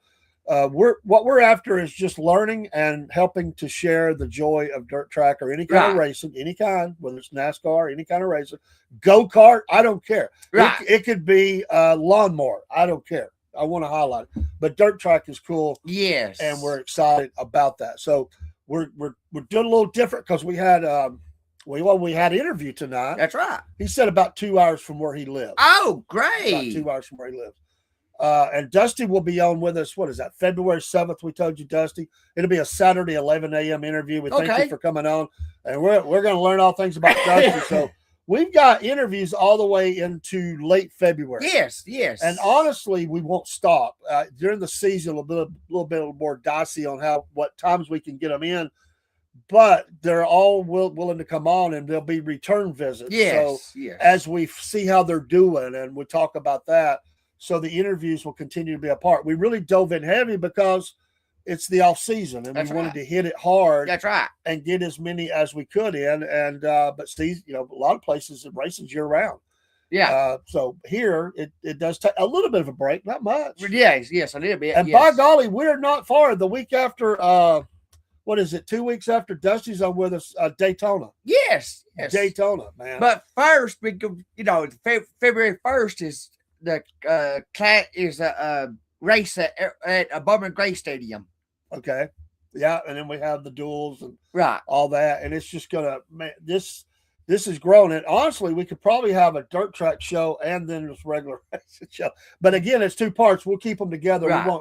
We won't close the stream. We'll just keep them together, bookend them, and have a blast with them. Thank y'all so much. We appreciate. We appreciate your excitement. We feed off that excitement. We do, and I think you said this is your first time on a podcast. We're honored to be the first. So we're going to learn all about you that night. Thank you for all the likes tonight too. Yeah, Miss Cindy, I know she's been out there with her dad at the hospital. Thanks. And by the way, her husband is a drag racer, and trying to get him on. He's shy. We got to get him out of that. We got to get him on and talk about whatever. He's a little shy. He's not real shy. But I found out that a lot of people get into it later in life. That's right. These guys were younger, Yeah, they were. But there's a lot of, and it's family. Right. Grandfather, father, brothers, the son and the cousins.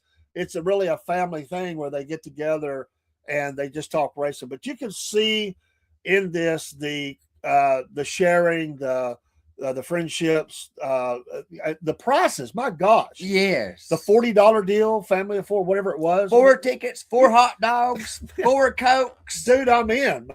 Yeah. Dean, could you eat 4 hot dogs? No. Well, see, we could go and, we could take some people with us. Right. And I could eat 2 of your hot dogs. I could probably eat 2. Yeah. I don't think I could eat 4 either. No. Well, I won't say that. If it was a challenge, I might could do it. Yeah. There's a couple of guys around here that I'm trying to. He's so busy. I'm trying to get him to come on. He used to have a TV show, and his dad did. But they had a McDonald's apple pie eating contest one time on TV. Oh God! I mean, they ate together. I think I may be wrong. I think it was over 100 apple pies of McDonald's. I bet they were sick for a week. I know I would be.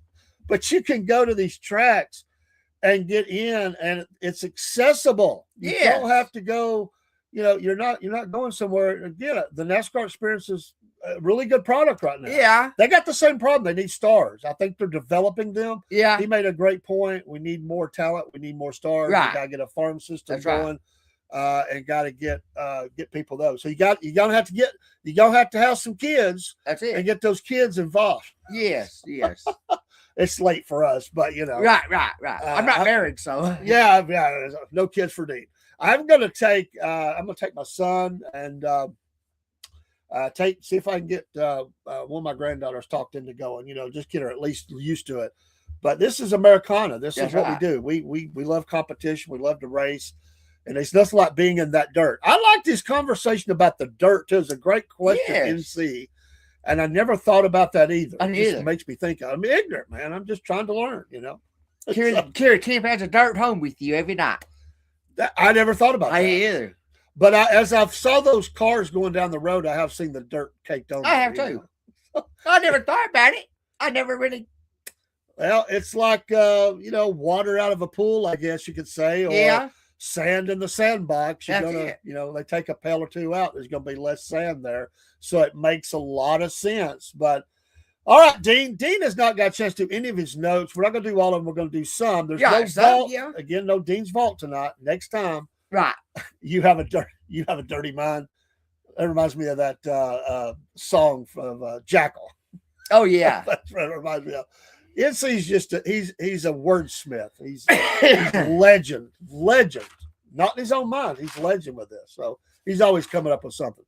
So we're going to give you an opportunity. Dean's Notes, we didn't really talk about it. Dean's Notes is brought to you by Wolf Nation Coffee. Wolf Nation Coffees are amazing. I promise you. It's the same coffee. We just changed the name, and we have a new brand. We've rebranded that coffee. Let's see if I can get that pulled up. Where am I at? I'm in the wrong place, Dean. You're supposed to keep me straight. There we are. There's the Wolf Nation Coffee. There's your QR code. We've got a lot of affiliates we work with. We'll only cover a couple tonight. But continue talking. Yeah. Here's Wolf Nation Coffee. There's much more blends than what you see on the screen. There's also teas. And they're all good. Every one we've had, and we drink it here in the studio. And we've rebranded. I'm waiting on a couple things with our vendor to get this new logo on the packs. We've got it on the website. We're making that change. Just working with them. Once we get all that, we'll have a big kickoff, and we'll probably have some giveaways. Honestly, folks, we'll have some giveaways of coffee too, and some of the other stuff as well. Also, don't forget Patriot Mobile. Amazing. All my phones are on Patriot Mobile. Use the promo code Cornbread when you make your switch today. They are Texas-based. They are Christian. They are America First. They support the First and Second Amendment. They're amazing people. And, they don't have a bit of problem with standing up and talking about how great America is and calling out things that are wrong. So Patriot Mobile, they're amazing. We have I was playing through I'm redoing some of the commercials, but we have some of those old ads and stuff, and I was putting up some of them last night, and just amazing folks to work with. I don't know if this is one of them or not. Let me see there. That's not what I was looking for. I am all discombobulated tonight. I'm gonna blame it on the rain. Verizon, some of the cell carriers have been down a lot today. I know Dean lost his. Mine's still down. Is it still down? We've had problems, and I think our guest, they had mine's trouble. down. Yours is still down? Yes. So it's a big deal. We'll blame it on Russia or something. I don't know. Just kidding. But Patriot Mobile is a great one. The NC says his Verizon is still down from this afternoon. I haven't even heard what caused it. I don't know if they're even saying. It could be lots of things. But maybe they'll get it back. Frustrating. We use our phones for a lot of stuff. Yes, I'm thankful it didn't affect the stream at all. So Xfinity's good. Yeah. Yes. Dean, what we got? Okay, the Miami Dolphins have fired coach Mike McDaniel after 4 seasons. Yeah, a lot of coaches fired early in the season. They just haven't performed.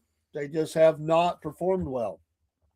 The Atlanta Falcons have decided firing players to reserve future contracts. I don't know what some of these initials are. You might have to help me with these. Wide, WR, Chris Blair, Acorn State. Okay. P, position P. Punter. Okay. Trenton Gill for North Carolina State. All right. DB. Defensive back. Okay. Tyson Johnson, Oregon. DT. Defensive tackle. Ben Steele, Nebraska. OT. Offensive tackle. Andrew Stubber, Michigan. RB. Running back. Carlos Washington, Southern Louisiana. DB. Another defensive back. AJ Woods, Pittsburgh. So they signed these to their practice squad? Yes. Okay. Yeah, getting ready for the offset. Well, they're not going anywhere. They have been signed for future. They are reserved future contracts. Yeah, you will always bring a lot more to the preseason to camp and everything, and then you'll start making your cuts. But you got to get a lot of talent as much as you can get in. Take a look at it and see, because the Falcons have a money problem, bad. Because, the contracts they give out. Yes. The 2025 season on Falcons practice squad. These is the players they named out was 2025 season of Falcons practice squad. So you're right, okay. Practice squad. Yeah, you can keep so many on the practice squad. If after a certain amount of time, teams can take your players from there. You have so many rights of refusal or things like that. It's same in baseball, but you can protect them for a while. But so when people have injuries, they're kind of going around looking at different practice squads and seeing if there's some talent that they can pick and put on their bench to strengthen up. I've always thought the NFL should have a few more players on the active roster on game day. It just seems still low to me because you never have enough offensive linemen. You never have enough defensive backs. They need to make an adjustment there. I've said this for years. Injuries are part of the game. Have them active for that. So many you can have active if they're needed. If there's injuries, they're dressed and ready to go if you need them. It's too tight. To me, it takes away from the ability of the team to, even put players out there they needed. To me, it puts more players in a danger for injury because they're not prepared for it. I mean, things happen. They go in thin. Teams like to go in light in certain areas because they're trying to keep an extra player here or there. It's only 53 players can make the game day roster. Okay. I didn't know that.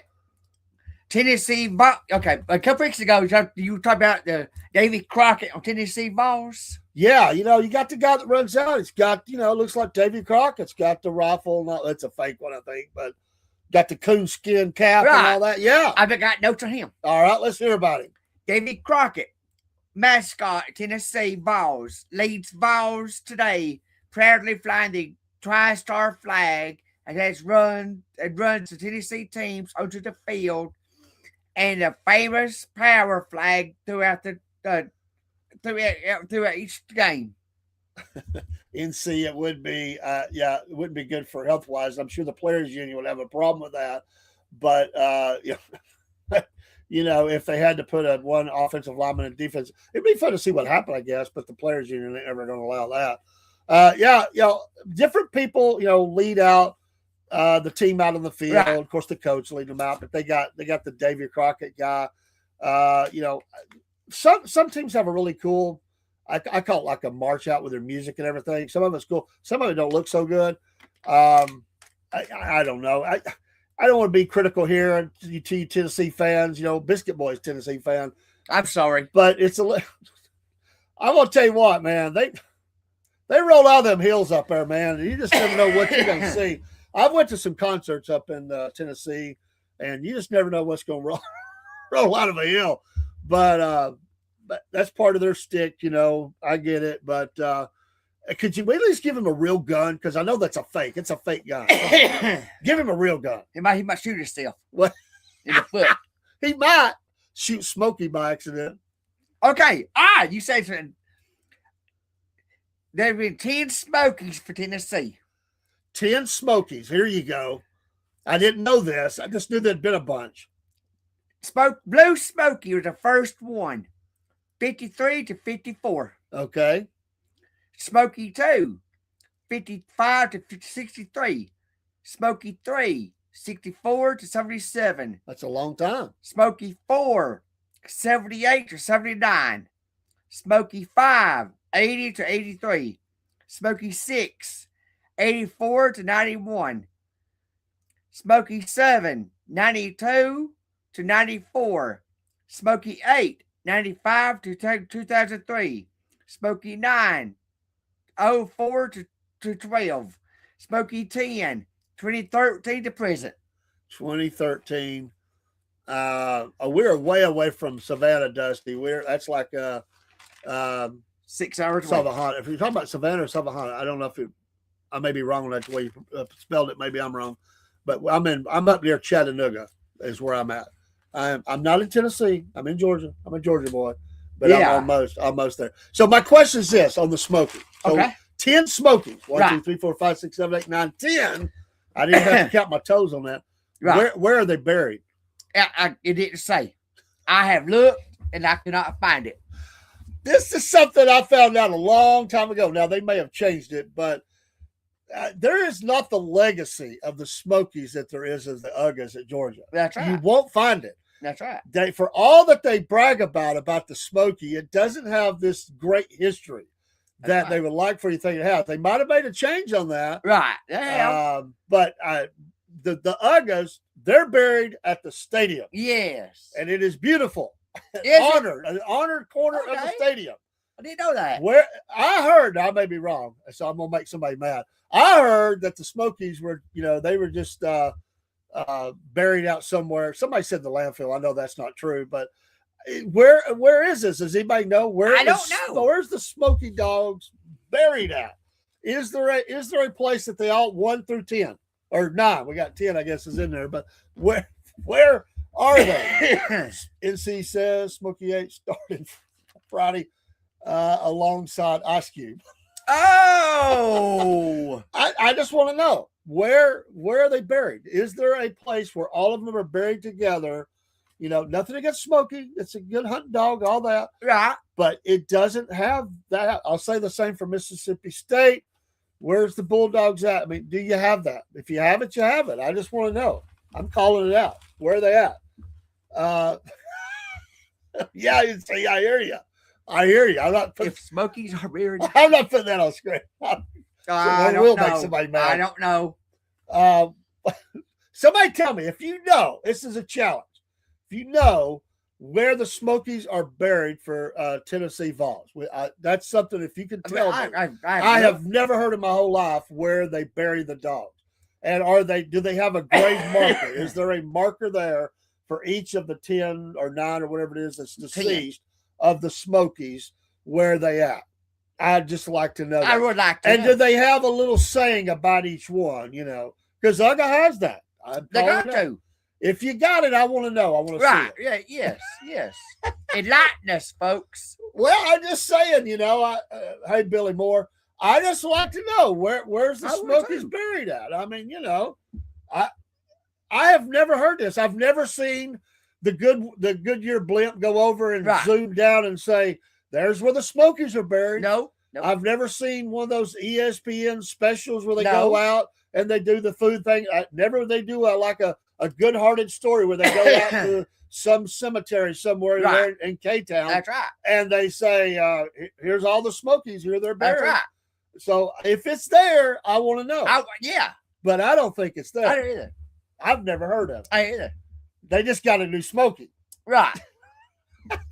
And this is another thing I want to know. Okay. Are the Smokies, are they related? Like, is it in the blood? Oh. I hear you. See. Are they related? Like, is it in the bloodline? I want to know because UGA is. So all those people give me a hard time about UGA and putting UGA down. Tell me that about your Tennessee Smoky. I want to know. Hey, if I'm wrong, I'll back up. But I have never had a Tennessee fan ever. And all the Tennessee fans like to give me a hard time, those I work with. If y'all are watching that, I'm calling you out. You tell me, where's Smokey at? Where's he buried at? Are you honoring those dogs? Dogs should be honored. That's right. Amen. I agree. Somebody gonna give me heck. What else you got, Dean? This is good. I like this. Okay. MLB announced that Max Caperhaus has been suspended for 80 days for testing positive for ethanol. Kepper plays for the Phillies. Yeah, okay. I didn't know that. Well, they put, the drivers were talking about pushing the limits. Right. Athletes have for decades tested the limits on things that they put in their body to, heal faster, to get stronger. Right. And it's constantly a game that is played. And they have stepped it up. They've suspended players. Now the minimum, I think, is 80 games. You do it again, you're gone for the whole season. That would be basically 80 is half of the MLB season. You do and then you can be banned for life. So they do the testing every year, and people, so there's an asterisk beside it. Listen, they were great players. Mark McGwire, Sammy Sosa, and Barry Bonds, and many, many more, not just them, that really bulked up really quick. And, they do the testing, which they do that in the Olympics. They do it in about anything, really, any sport. But the MLB has really went after it and testing. So you get suspended like that. And in the NFL, there's an investigation going on from one of the wide receivers in the league. Very hardcore controversy. I mean, bad stuff. I mean, even like strangulation. Right. So sometimes you see that stuff. There was a player arrested this weekend too, one of the players out there. So that affects playoffs. These could possibly affect playoffs for some of the teams in the NFL. And so we'll see. We're going to talk about the football here in just a second. Okay, I got one more thing to read. All right. Did you hear Monday about the NASCAR press conference? I don't think so. Monday, NASCAR had a press conference about the new format coming out for this year. They're going from the old way was if you win the race, you're in the chase. Well, I didn't see the press conference, but I heard someone was out there praising Mark Martin. Yeah. That Mark Martin had a big deal in getting this change. He did. So what are they going to do? That's what I didn't know. Okay. All right. The old format it can be the same as this year. 26 regular races, 16 drivers in a chase. You win a race, you get 55 points. Okay. The old way is 45 points. It can be quality points in the race. Like you win a race, 55 points. Win a stage, 10 points. It can be still stage racing. 10 races at the end of the season. 10 drivers in the chase. No elimination. No more elimination. Okay. The final 4 races, the final race gets the points. Like Denny Hamlin got the points. He'd be the champion this year. Okay. Best finish wins the race. The best in the points. Well, that's what they used to do. So, they listened and, they come out of the lawsuit. They made a settlement. So that's a cool response. So some of the races are staged. I knew it. Yeah, I knew it. Oh, yeah. I hear you, brother. I hear you. Tony Stewart's going to be racing this year. He is in truck. Yeah, in a truck. Going to be at Daytona in a truck. I saw that. How cool is that? Oh, that's sweet. Yeah. I saw Kyle Larson out there doing some lower level racing as well. Yeah. So the Larson Motorsports, he's perfect size for all that too. He can flip between different classes, different things. He's not a big guy, right? But he races big, that's for sure. The champion, right? So, right? Right.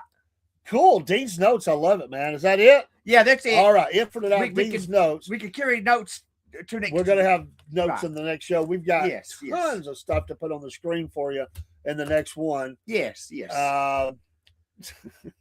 Tony Stewart will be at Daytona Trucking rented from Home Depot. All right, let's talk a little football. We got to talk a little football before we get out of here tonight. And me and Dean, this is, they've started the playoffs, but we look at the last, some of these games that just occurred because we're catching up a little bit because we didn't have a show. So the Rams beat the Panthers. That was a comeback win. I watched a lot of that game, and Stafford TD passed late, and Parkinson had a great game in there. But they do edge out the Panthers. Got to give the Panthers credit; they played really well.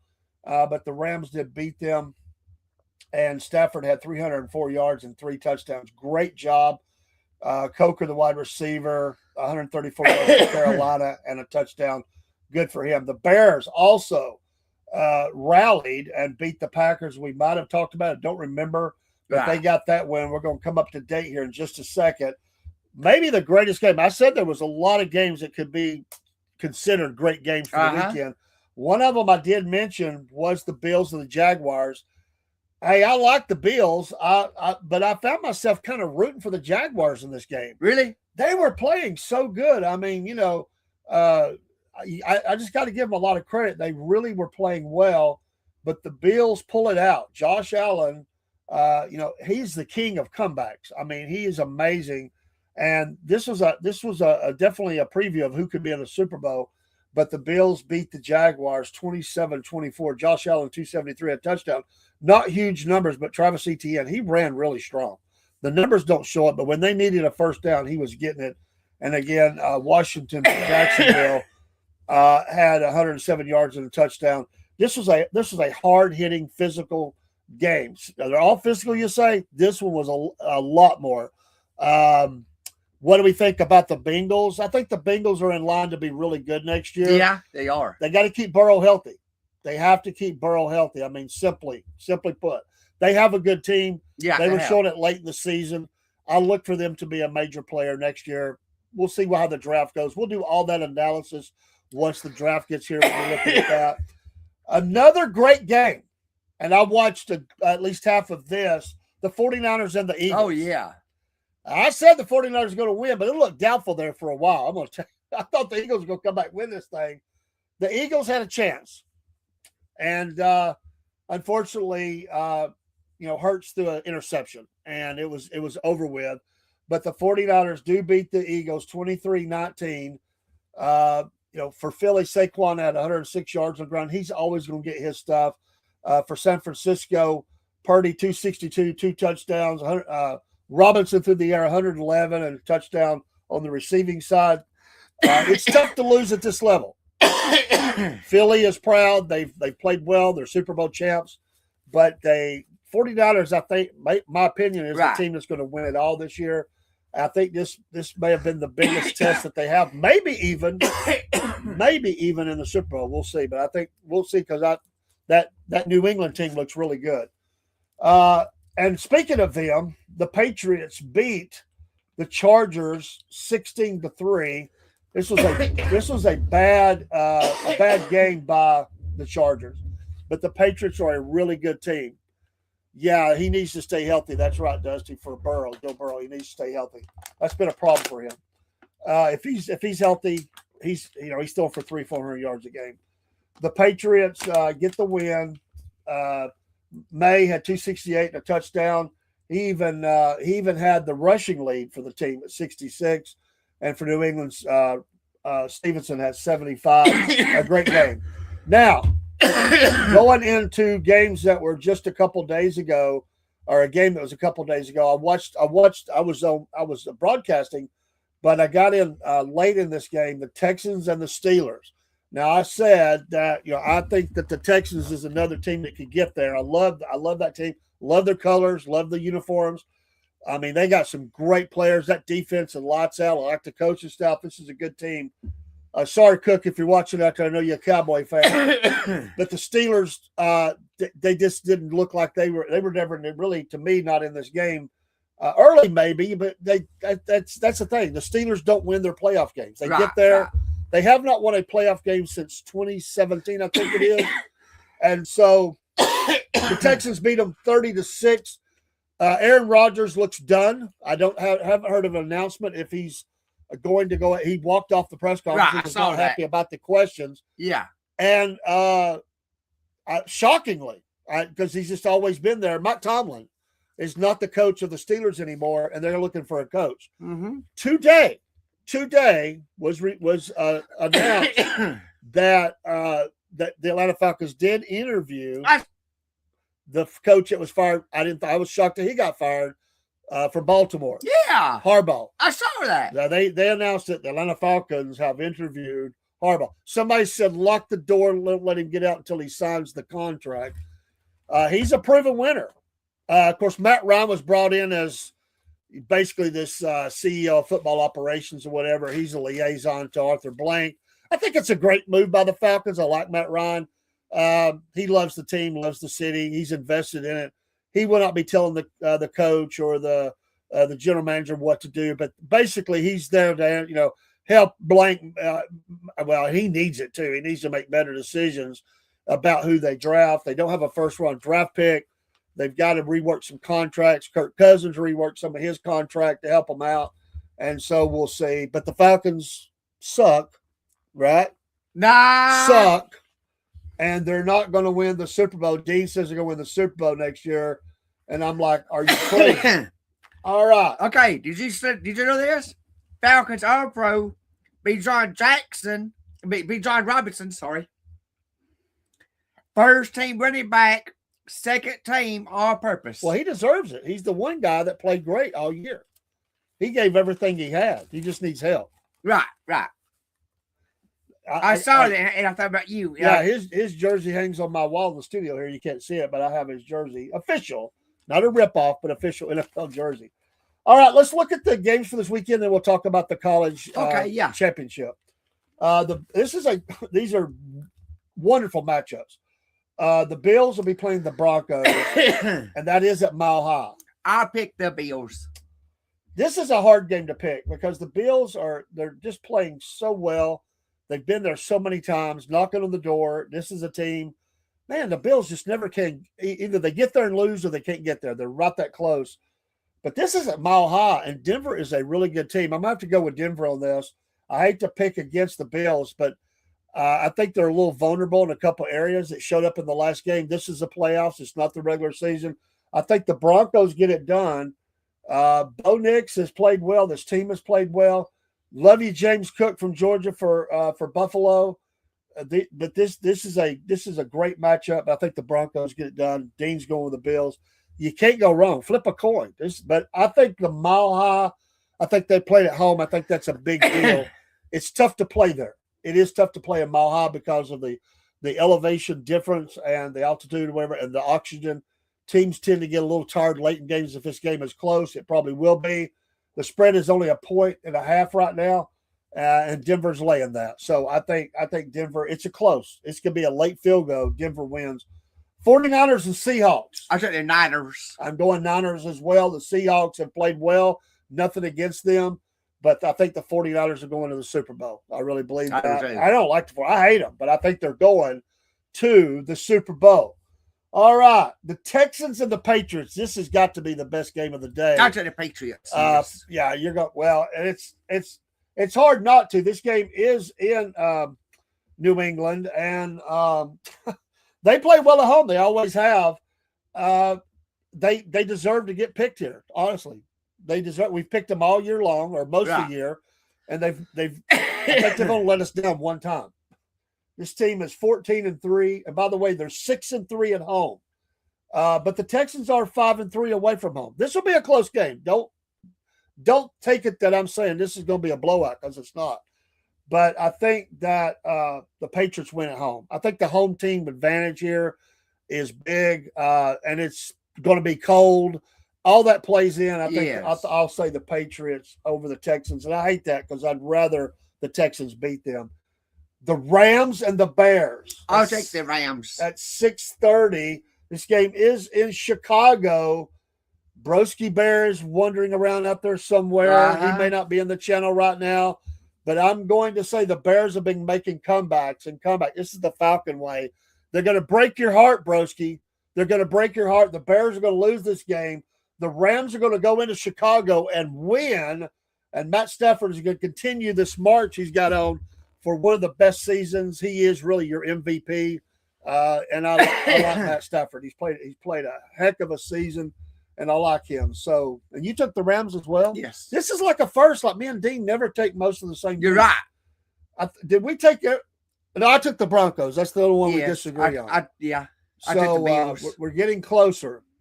All right, your national championship for the college football. It's down to it. We've got the Indiana Hoosiers against the Miami Hurricanes. Great game. Both of them have great defenses. Yes. I think Indiana probably has a little bit better offense, my opinion. I'll take Indiana. I'm going to Indiana as well. Nobody has they've not lost a game. No, they haven't. And they're not going to lose this game. Sorry, Frank, my brother-in-law. This game will be close for a bit. Miami might even have a slight lead at first because their defense is legit. It's great. But Indiana is on fire. Right.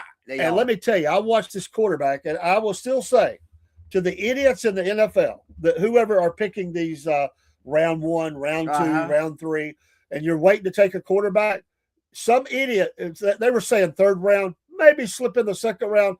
To every team that needs a quarterback, if you don't take this guy in the first round, you're stupid. Exactly. He put every pass right on the money under pressure. There were a few times he was under pressure. He can throw every throw. He's not the fastest guy running, but he's fast enough. Exactly. He doesn't have to be. He can be a pocket passer. All he's got to do is roll out of trouble. This kid's legit first-round draft pick material, and somebody needs to take him. And that third round, that's bull. He's not a third-round pick. Right. You better. I know they like to take defense early and offensive linemen and all that.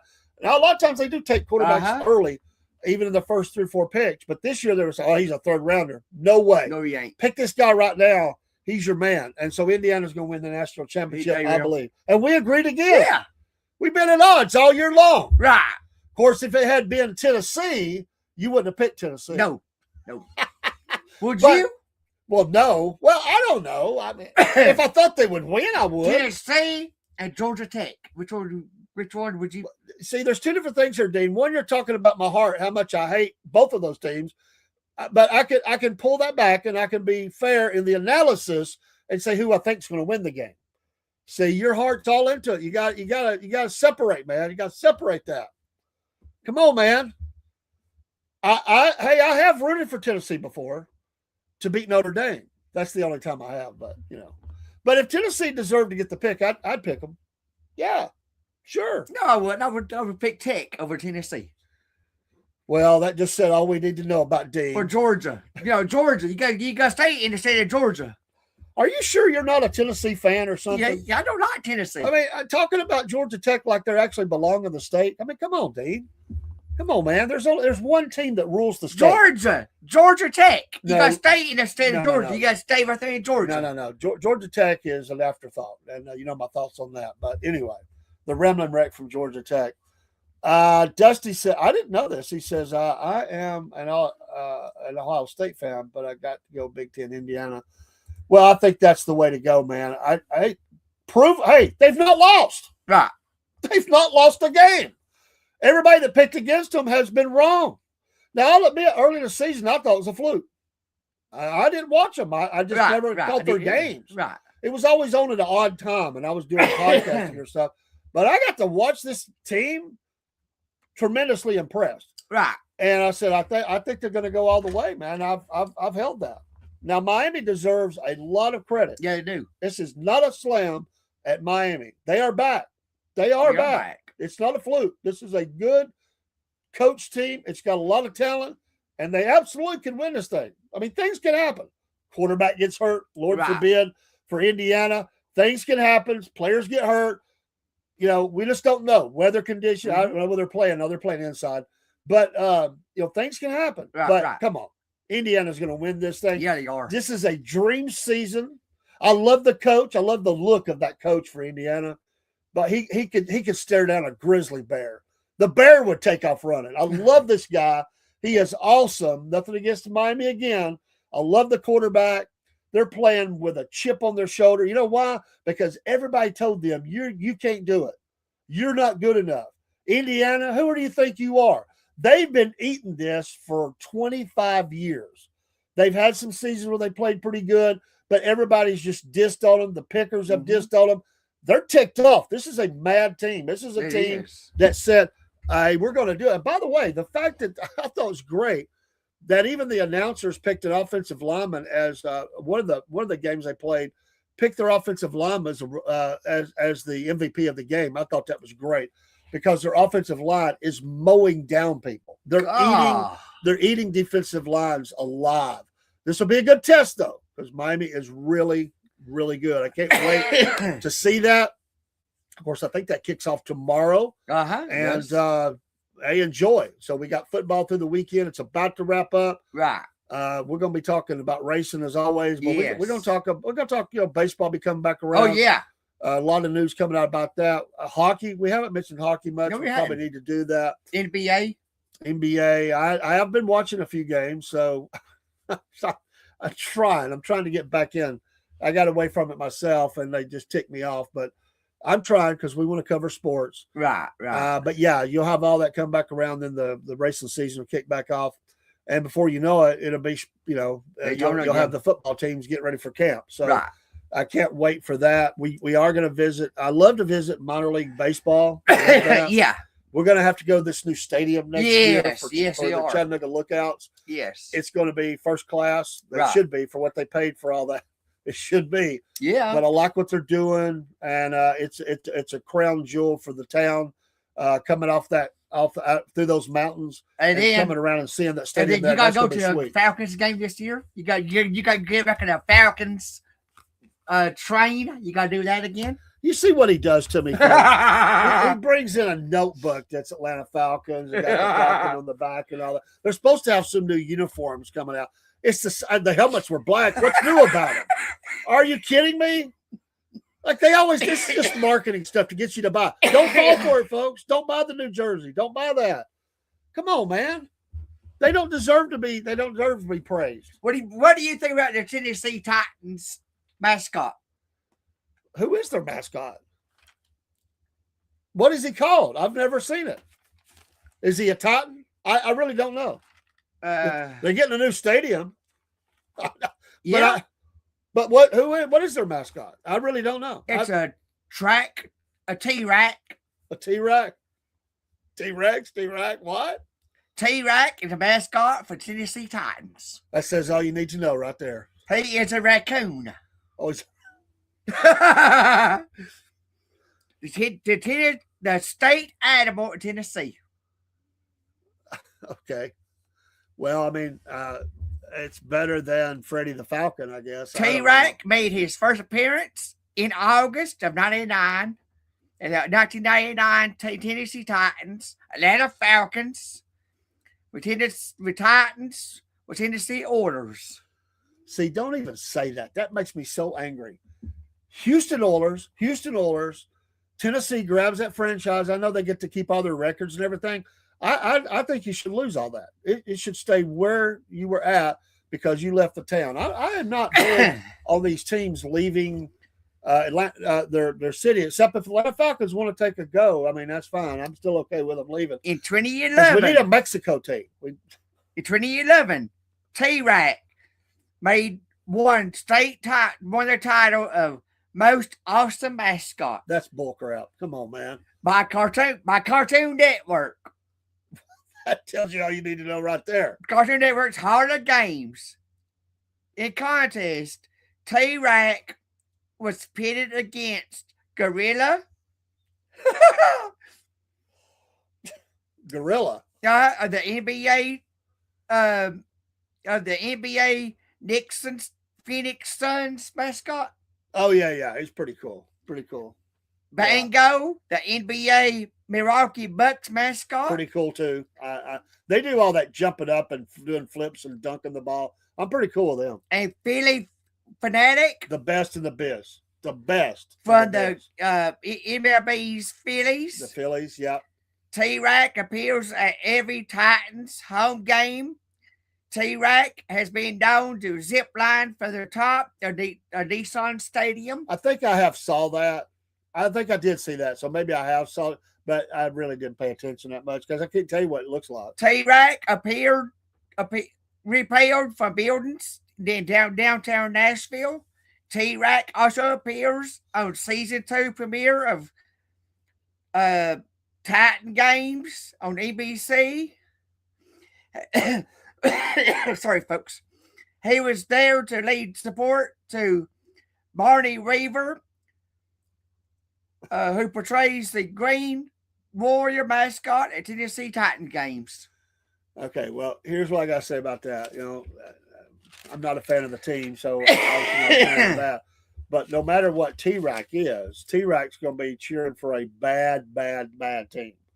That they got a new stadium now. They got a new stadium. It's kind of like Atlanta. They fleeced the taxpayers. They got them to cough up some money. It's going to be indebted to their great grandchildren. But they're not even going to have a good product on the field. Tennessee is bad, and so they're going to need T-Rack to really build momentum because he may have to zip line in from space or something to keep that team exciting. I'm sorry that Atlanta, the two teams stink. They're horrible. Tennessee Titans, formerly Houston Oilers. Oh yeah, makes me mad. We lost the Houston Oilers. Titans is a professional American football team based in Nashville. Yeah, they're based in Nashville. Tennessee Titan competes in the NFL, National Football League, as a member of the American Football Conference. Yep. Home field is Nissan Stadium. Which is they're building a new one. Is it still going to be called that? I think they changed the name, aren't they? No, it's going to be still. Oh, that's what it is called? Okay. Is it across the river? Yeah. I mean, they went across the river, right? Right. Okay. South Division, the team will move to a new domed stadium with the same name, completed in 2027. Oh, it's not even going to be ready this year? Next year. So you still get to go to the old stadium. All right, Tennessee, you have a year to get ready for the new stadium. You got a brand new, spanking new stadium. You got to get a good product in there. And right now, you don't have a good product. Atlanta has the same problem. Yeah, they did win the last 4 or 5 games. I told you they would. Well, come on, Dean. You really weren't that confident. You're just picking at me, man. Come on. That's right. That's right. See, I got to admit it. That's right. I got to admit it. He didn't think the Falcons could do it either. He was shocked. I think he fell out of his recliner when they won the game. The Titans was established in 1959, 66 years ago. The colors is Titans blue, red, silver, white, navy. Mascot, T-Rack. T-Rack. I don't like that. I've never had a problem with the colors. They have good colors. I like the look of the uniforms and stuff. The owners is the Adams family. Still, I think, but the Bud or wasn't that they died. Amy Adams Struck is a chairman. Yeah.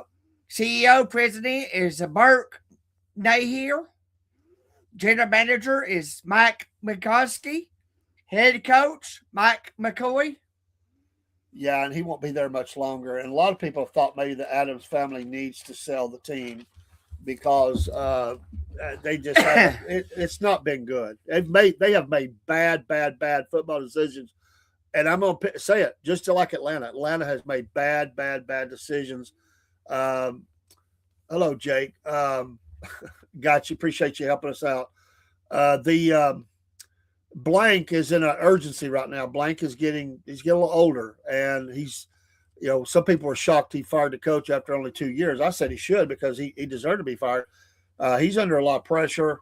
He knows he's got to get this thing turned around. He's catching a lot of heat this city invested a lot of money. The taxpayers, he did as well. He put some money in there, but you know how the storefront goes. It's really cycled money, but they're guaranteed 130 something million every year, no matter, because of the TV deals. It may be more than that now, maybe close to over 140 or 50, but they're guaranteed that money every year. You could put the worst product on the field ever, you're still going to get the same money. Now you're, if the stands aren't full, then you're not going to sell as much concessions and jerseys and all that. But come on, I mean, I think that's a problem, a big problem. They just they can get richer by just taking the TV money, right? And if they don't reinvest into the team, and you have the salary cap, so they can't spend more than what's there. And so the owners, I think that's what Cleveland's doing. Even they gave Deshaun Watson a bunch of money. This is a bad product. It's a bad product on the field. Some might say they're pocketing more of that money than investing back in the team. I don't know. The team history is Oilers from 66 to 96. The great Earl Campbell. That was I loved Earl Campbell. Tennessee career cut short. Tennessee Oilers from 97 to 98. That sounds horrible. Tennessee Titans from 99 to present. Yeah. By the way, that was a bad move. All these moves are bad. People get mad and upset, and I don't blame Houston. Houston's got the Texans now, but there's always going to be those fans say this is crap. It's like when Modell took the team out of Cleveland to Baltimore and all that. I mean, there's people. I mean, it really devastates. Then you got teams like the Raiders who have moved like, I don't know, gazillion times. I mean, all over the place. The Rams have moved like 4 times or something, and it'll happen again. It'll happen again. There's a couple of teams that are in bad shape, and they'll probably end up moving, and they're wanting to have another round of expansion. Right, and take league conference affiliation: American Football League, Eastern Division, 60 to 69. National Football League, 70 to present. American Football Conference, 70 to present. AFC Central, 70 to 2001. AFC South, 2002 to present. Yeah, and we'll give them a look over when the season before the season. We'll do we did that last year. We were trying to look at all the teams, make some predictions for those conferences, and then come up who we think will win. You can join it. We're going to have a panel next year if you'd like to be on it to pick college and pro. I'd like to have about 10. I've got about 4 people lined up right now. If you'd like to do that, just let me know. You'll have to pick though. If you're going to be on the panel, you got to make sure you get your picks in, and we'll just see how we do against each other all year long. I think 10 is a good size panel, and we're going to pick college and pro not every game. What we'll pick in college would be the top teams in the league.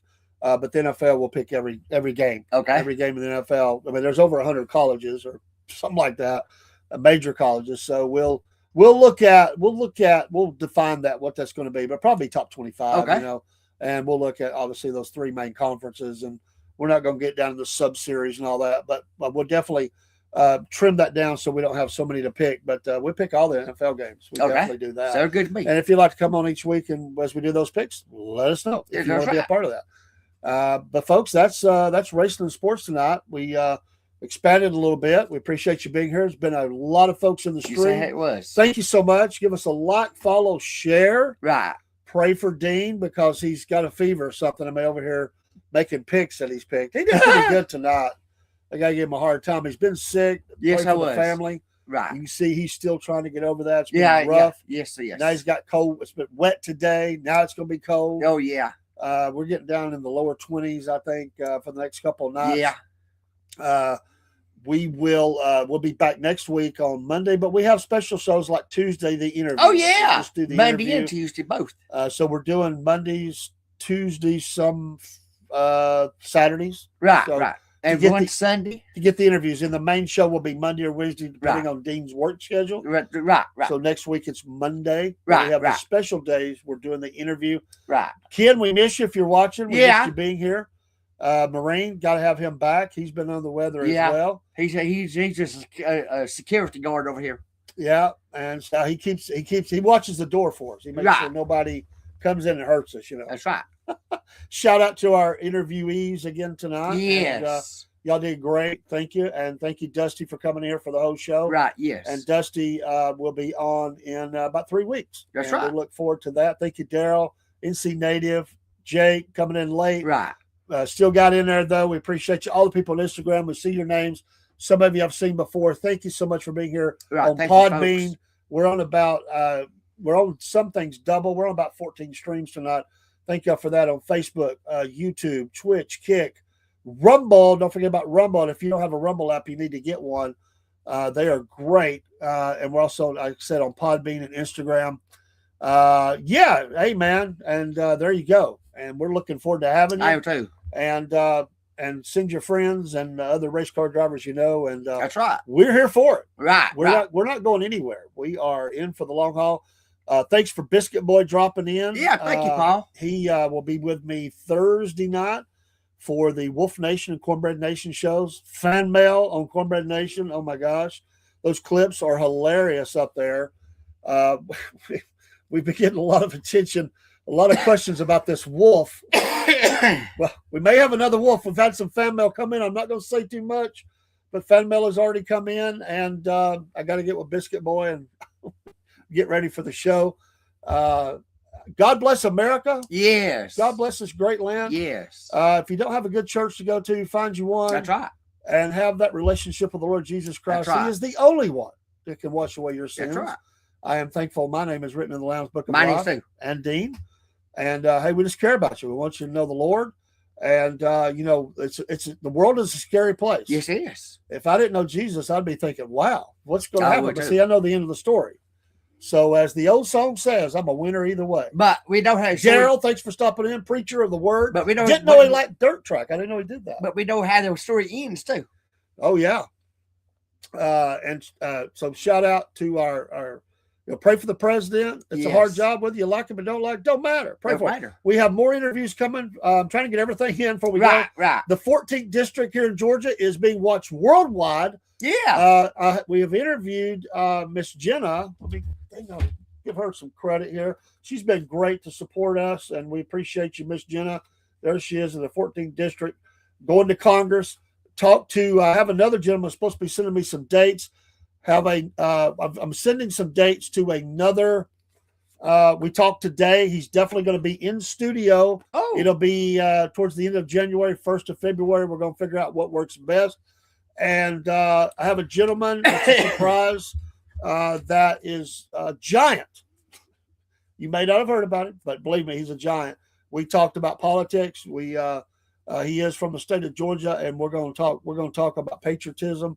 We got to get that picked out when it's going to work best because his mom's been in the hospital, and we're working on that. We've got a lot of interviews cooking.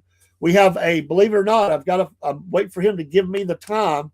We have a person running for office in the Bronx, New York. Whoa. He's going to come on the podcast. He said absolutely would come on with us, and we'll find out about New York politics, which is also major. He's conservative. He's MAGA, and we need to support these conservative guys. Our military, pray for them. Pray for the people in Iran. My gosh, what's going on there? I know it. And let's pray our men and women in the military don't they're have to talking get about in harm's hanging. way. They're talking about some hangings in Iran, the protesters. It's getting ugly. It's really getting ugly. Yes. Dusty said he grew up around dirt track racing. We want to hear all about it. Home, brother. Yeah, I want to hear it. And he's going to tell us about his car and all that good stuff and what he's trying to do to get it ready for the season. Hey, shout out to everybody. God bless. We'll put on some music. We'll get out of here. And you got to get Dean home.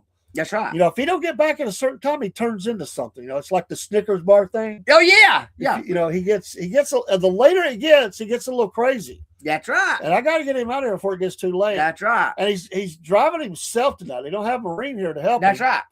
And we got to get him back from this side of Rossville to the other side of Rossville. Right. That could be a journey. Across the ridge over here. Across the ridge.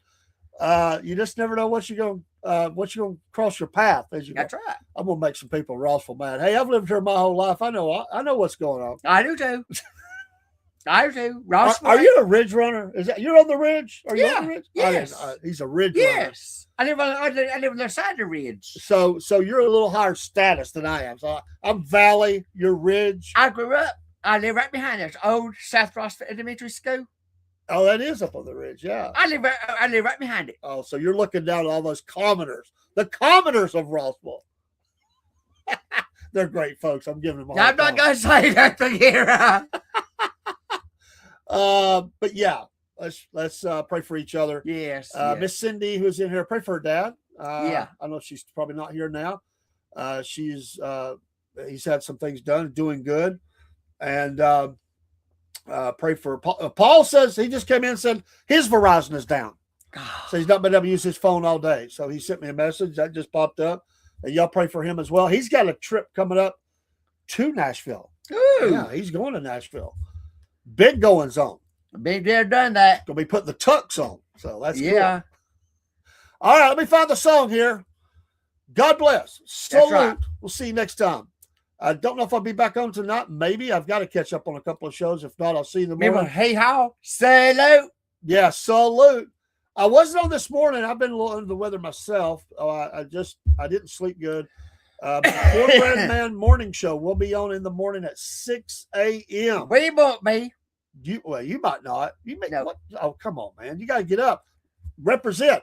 Have your coffee ready and come in the show. We'll talk about all kinds of stuff. We won't be here in the morning. We won't be here. Well, I'll be here on a cold Thursday. That's what I'm saying. We won't be here in the morning. Come on, man. Are you afraid of the cold? I don't like cold. I don't like it either. We also have, like I said, the 2 shows tomorrow. We got to catch up our music show and our history show. Those are 2 shows I've got to get caught What up. do we do a remote from Hawaii? A remote from Hawaii? That'd be good, wouldn't it? Oh, it'd be great. You paying for the trip? No, you are, because you make more than I do. We're gonna get Dusty to pay for our. Well, he'll charter a plane for us. And Paul will pay for it. Paul, yeah, he's money bags. Yeah, Paul's got money. Paul's probably got money buried somewhere. He's probably forgotten he's even got buried. Right. Hey, Paul, I want first class tickets. I don't want no coach. First class. First class. I wish I still had the Concorde. It'd be great to take the Concorde across country or Hawaii. Yes. They would never let us back. No, they won't. They would never let us back. What is that song? I was country before country was cool. Yeah, that's Barbara Mandrill. Yeah, let's see. Dean was country before country was cool. Favorite country artist? Alabama. Well, that's a good pick. Right down here in Fort Payne, Alabama. I like Oak Ridge Boys. That's a good pick. Oak Ridge Boys. Who else? I like George Jones. George Jones. Oh, yeah. My favorite rock and roll, Hall & Oates. Hall and Oates. And you can't say that anymore. They're not together. No, they ain't. It's Hall or it's Oates. That's right. But when they made all that great music, it was Hall and Oates. Man, that's sad, really. That's really sad. The Cars was good. The Cars? Yeah. Man, you just took a nosedive off the side of the cliff, man. Come on. What, Rick Ocasek? They had a couple of good songs. Yeah. The Cars. Yeah. Come on, man. Come on. This gets better the more he says. Is anybody else you want to mention? I know you had some. You had a crush on some female singer. Who was your Pat Benatar? Pat Benatar. Who didn't? Well, I'm sure there are people that didn't.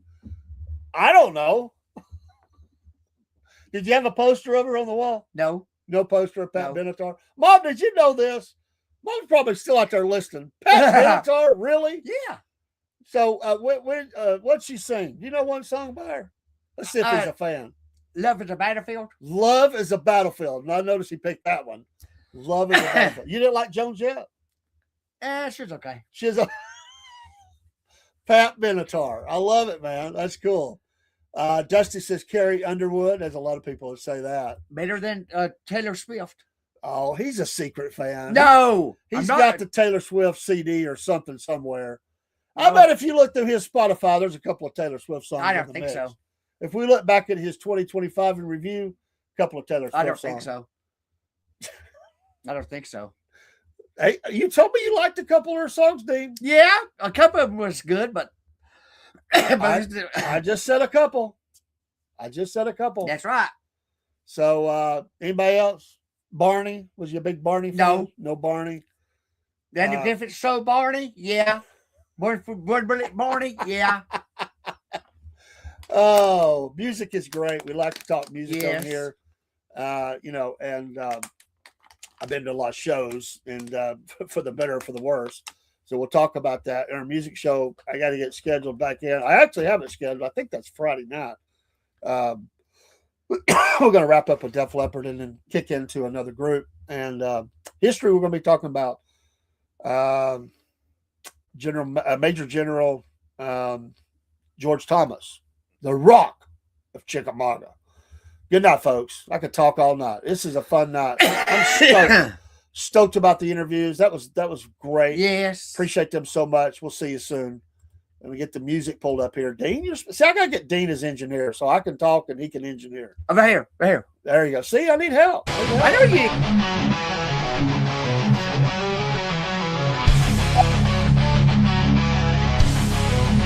Taylor Swift man. Oh, hee-haw. Hee-haw. I like hee-haw. I like hee-haw. There you go. I bet you like Hannah Montana. No. Come on, man. No. Hannah Montana. Right here. Madonna. I like her. Oh, what the fuck? It's awesome. I knew it. We're going to figure this out.